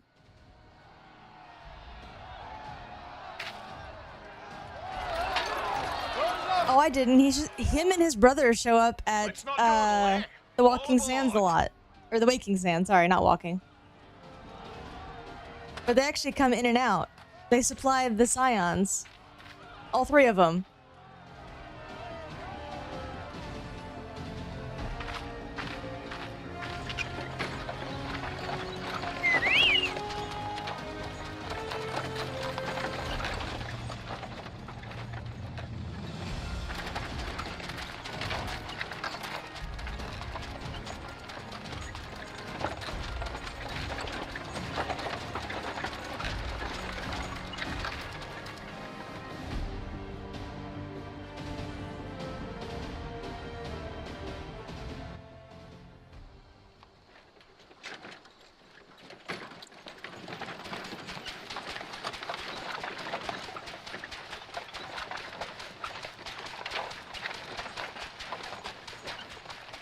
I was stocking up on supplies over in Vesper Bay, you see, when your sister come up and begged a favour. Said her brother was having some trouble down in Ul'dah and likely needed a helping hand getting away. Best girl. Thinking them ruins would make a fine hiding place, I decided to try there first. And lo and behold, there you were. Aye, and judging by them soldiers as were pouring out of the city, I arrived not a moment too soon. Ha! Must have been fate that we happened to find you there, though, eh?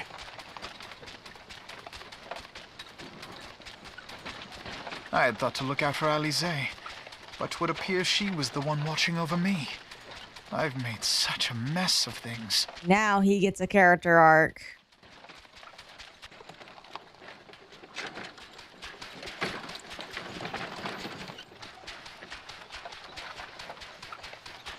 And who might you be, young sir?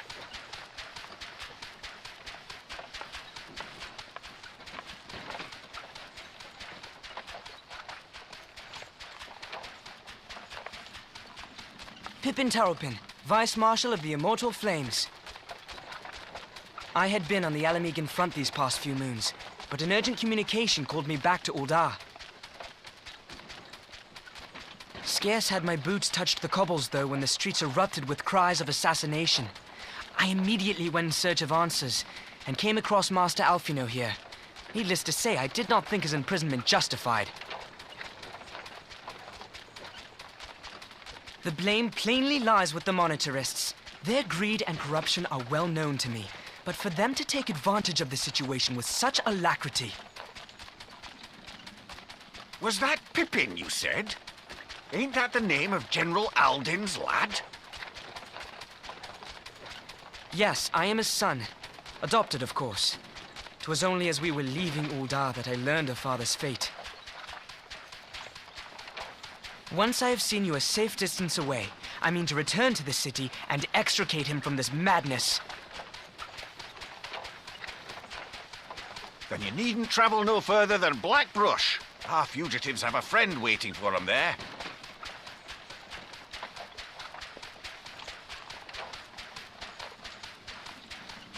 I dreamed of bringing about Eorzea's salvation. But in the end... Come on, man. I need you to, like, use your brain. Stand up and walk. I who needed saving. Come on, Alfino. You can't be doing this. We're on the run. Don't mope for half an expansion. Oh, wait.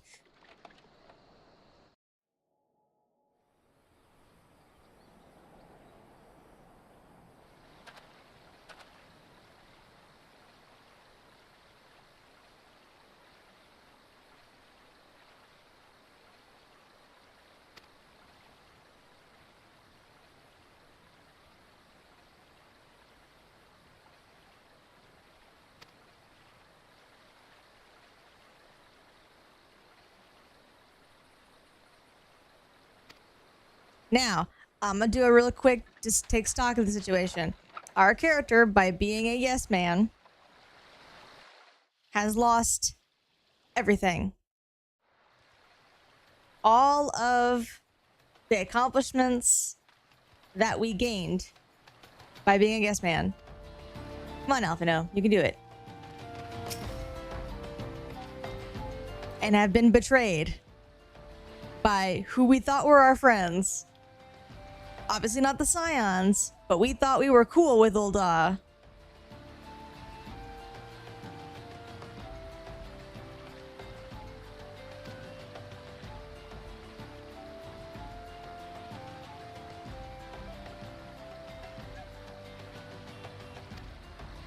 And while, like, game mechanics wise, we can come in and out of Eorzea as we please, via the story, we are barred from basically our hometown.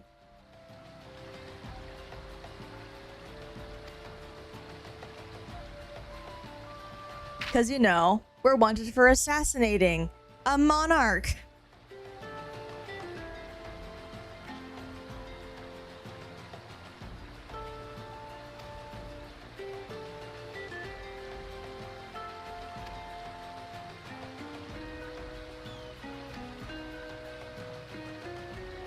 Oh, hey, Sid.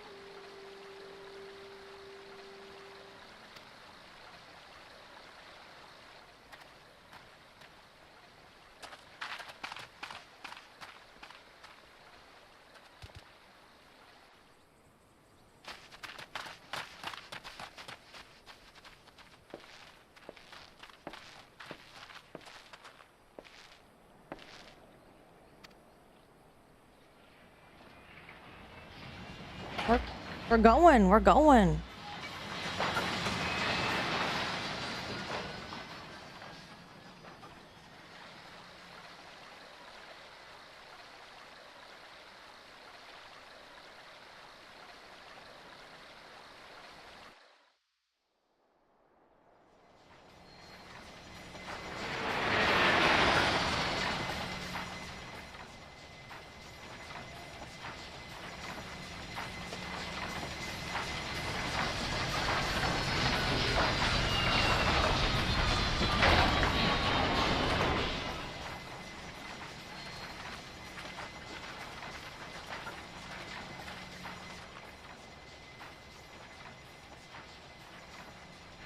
Look at Alphen over there, head hung low, just kind of tottering behind us.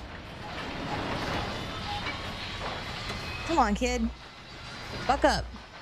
We got shit to do.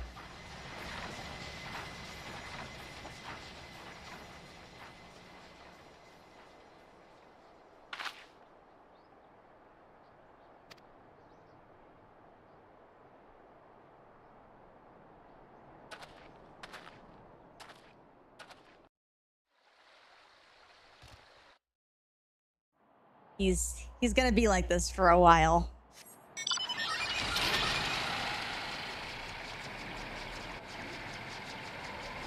He is. This affects him for the rest of his arc. He never kind of outgrows this betrayal.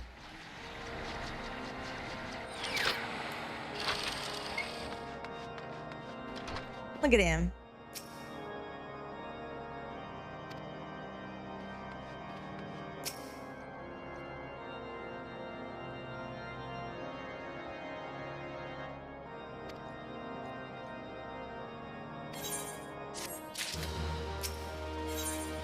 This is the last one. This is the last quest before we hit Heaven's Word. This one.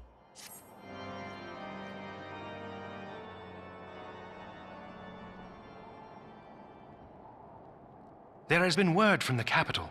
Ishgard has weathered another assault, and 'tis said several wyverns broke through into the city proper. The temple knights succeeded in slaying the beasts, but the intrusion prompted orders to further strengthen the guard and to place the city under a perpetual state of alert. How keenly we feel the loss of our wards at the gates of judgment. Yet we must not bemoan our misfortune. Sir Emmerich is safely returned from Ul'dah, and once more leads the defense of Ishgard. As for the matter of your asylum, I am afraid no progress will be made until the threat to our nation is diminished. But do not despair. You are not without allies.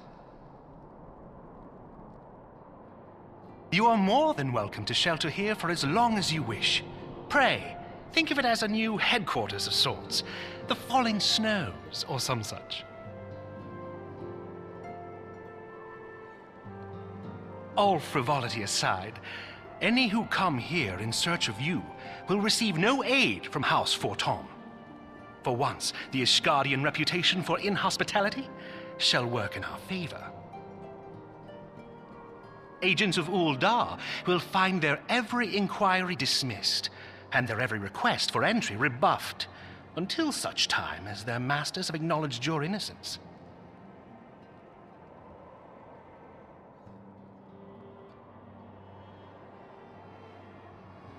You once fought to preserve the honor of my dear friend.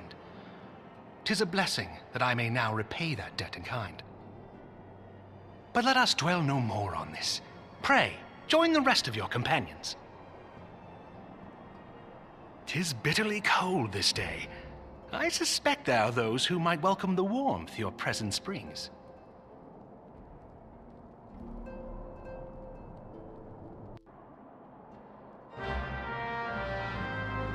To give context, in Japan, a very common thing is idol culture. It's very common, it's socially accepted for the most part, and it's a lot more extreme than some fans of Western celebrities. Just in general. Archivon here is an example of that idol culture in Japan for the Warrior of Light. He is a Warrior of Light fanboy. Of course, in English, things that are normally acceptable in idol culture are called stalking here. And so he's a lot creepier if you are a Westerner viewing his Japanese dialogue.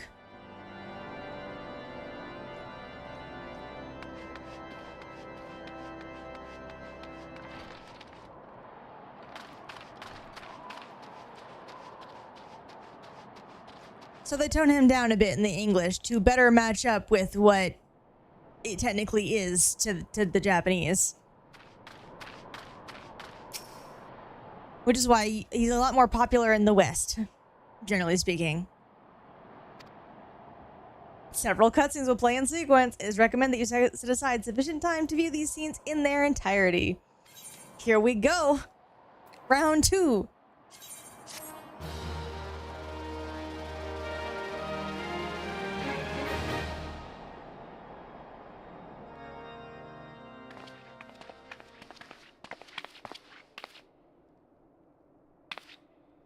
Tataru lives!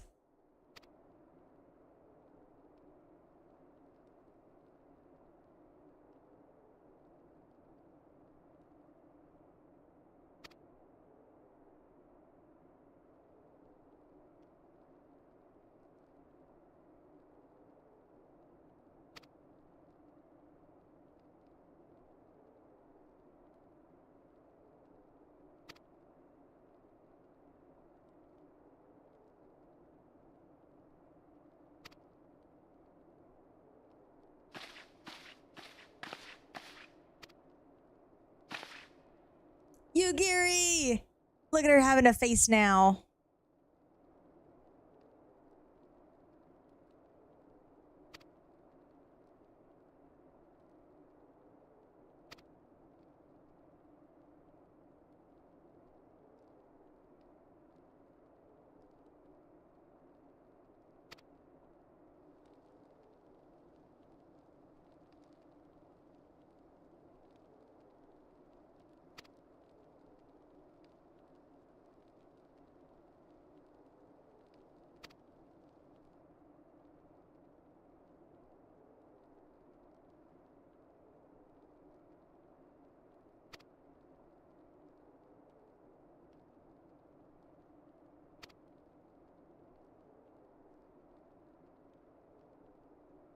Man, this line hits me more than any other line. You may have been forsaken by men and women believe true.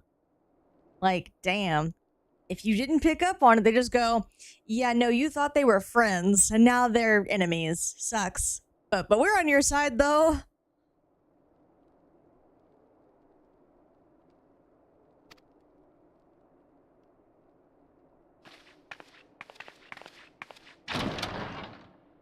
It hurts.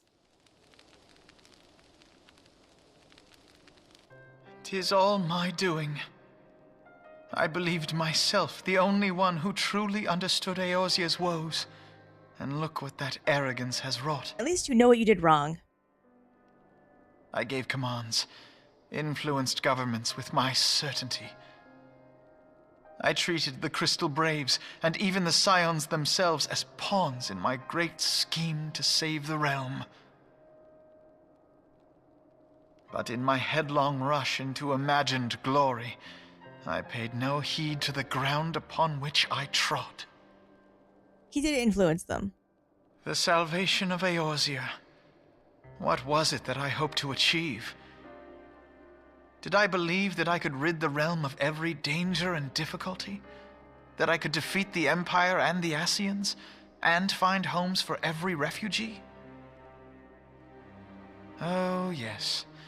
I was so very clever. Become a guardian of Eorzea, I implored, and sat back to watch my perfect army cleanse the land of chaos. It was all but a means to feed my own vanity. Yes. Only when all is lost do I finally realize the truth. Oh, Alphino. Oof.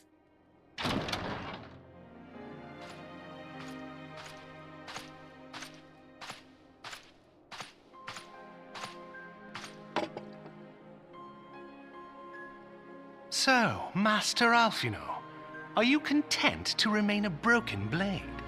Is there no flame hot enough to reforge you? What of the fine companions who yet stand at your side? I dare say the fires of their determination will soon have you slicing the air again with your customary wit.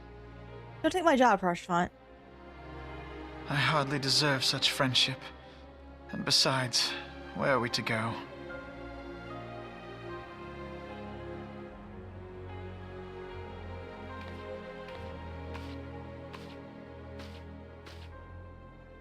Alfino, if I may?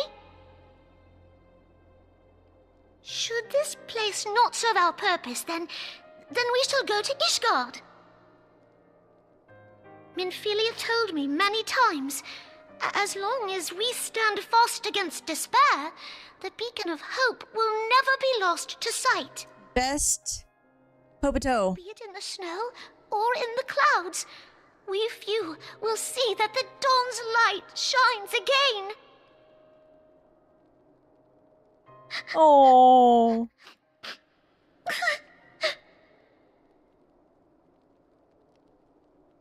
You are right, Tataru. Thank you. And thank you for your kind words, Lord Orchefort. 'Tis true that Eorzea yet has her guardians. One. They have one guardian. The Scions have achieved much, and 'twould be remiss of me to discard it all in a fit of self-pity. Yet you continue for the next little bit. Let us then resume our journey, together, one step at a time. There you go, buddy.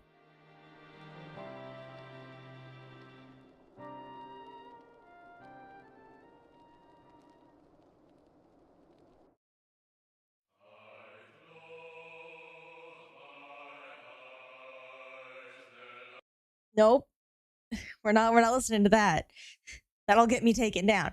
Now, I am going to skip these. You shouldn't skip them. You should take care of, watching credits and stuff, but it's very late and I want to go to bed.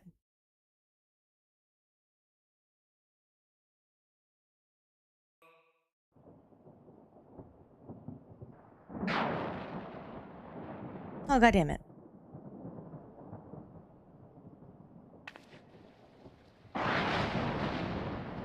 Oh, don't be all dramatic. All has been arranged as you desired, my lord.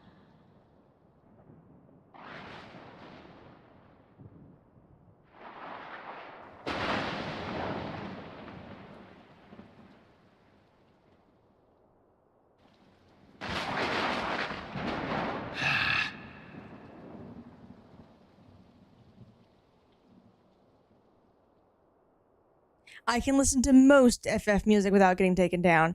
The only exceptions are Answers, which is what that was playing, and Dragon Song, which is the next one.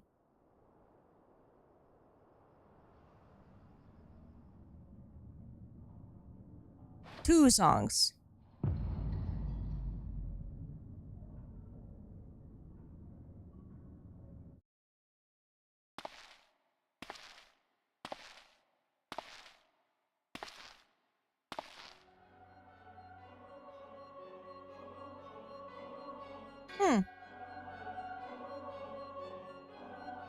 No idea. But it's not because of Square. It's because of the singer. The singer is aggressive with her copyright. So I just don't want to take chances.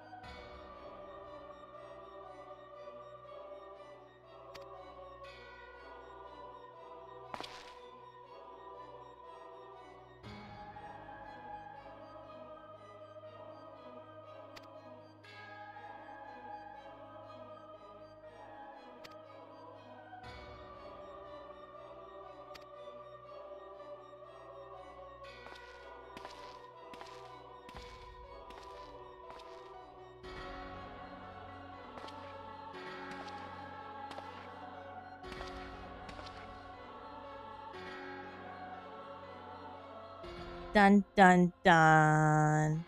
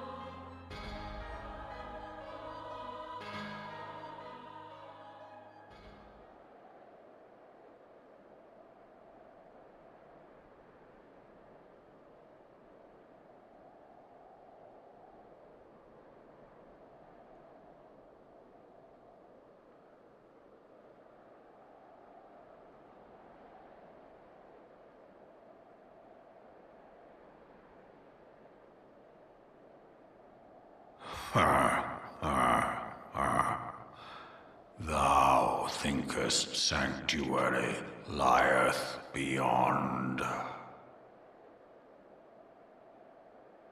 Delusion,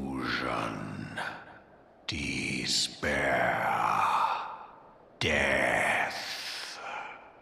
Thou shalt find naught else here.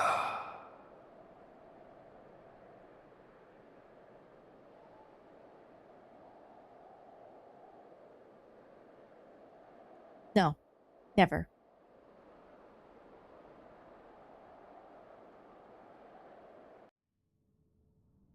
Please remember that these are the same people who kill his kids.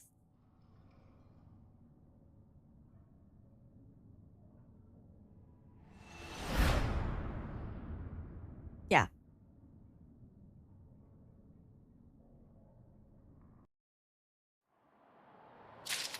Now, funny enough though, this is like the best companion for us because as you can tell, he is nothing but cynical. Cynical all the time. This is his state of being. What better teacher than Midgard Sommer for the issue that we have as the Warrior of Light? Like, actually.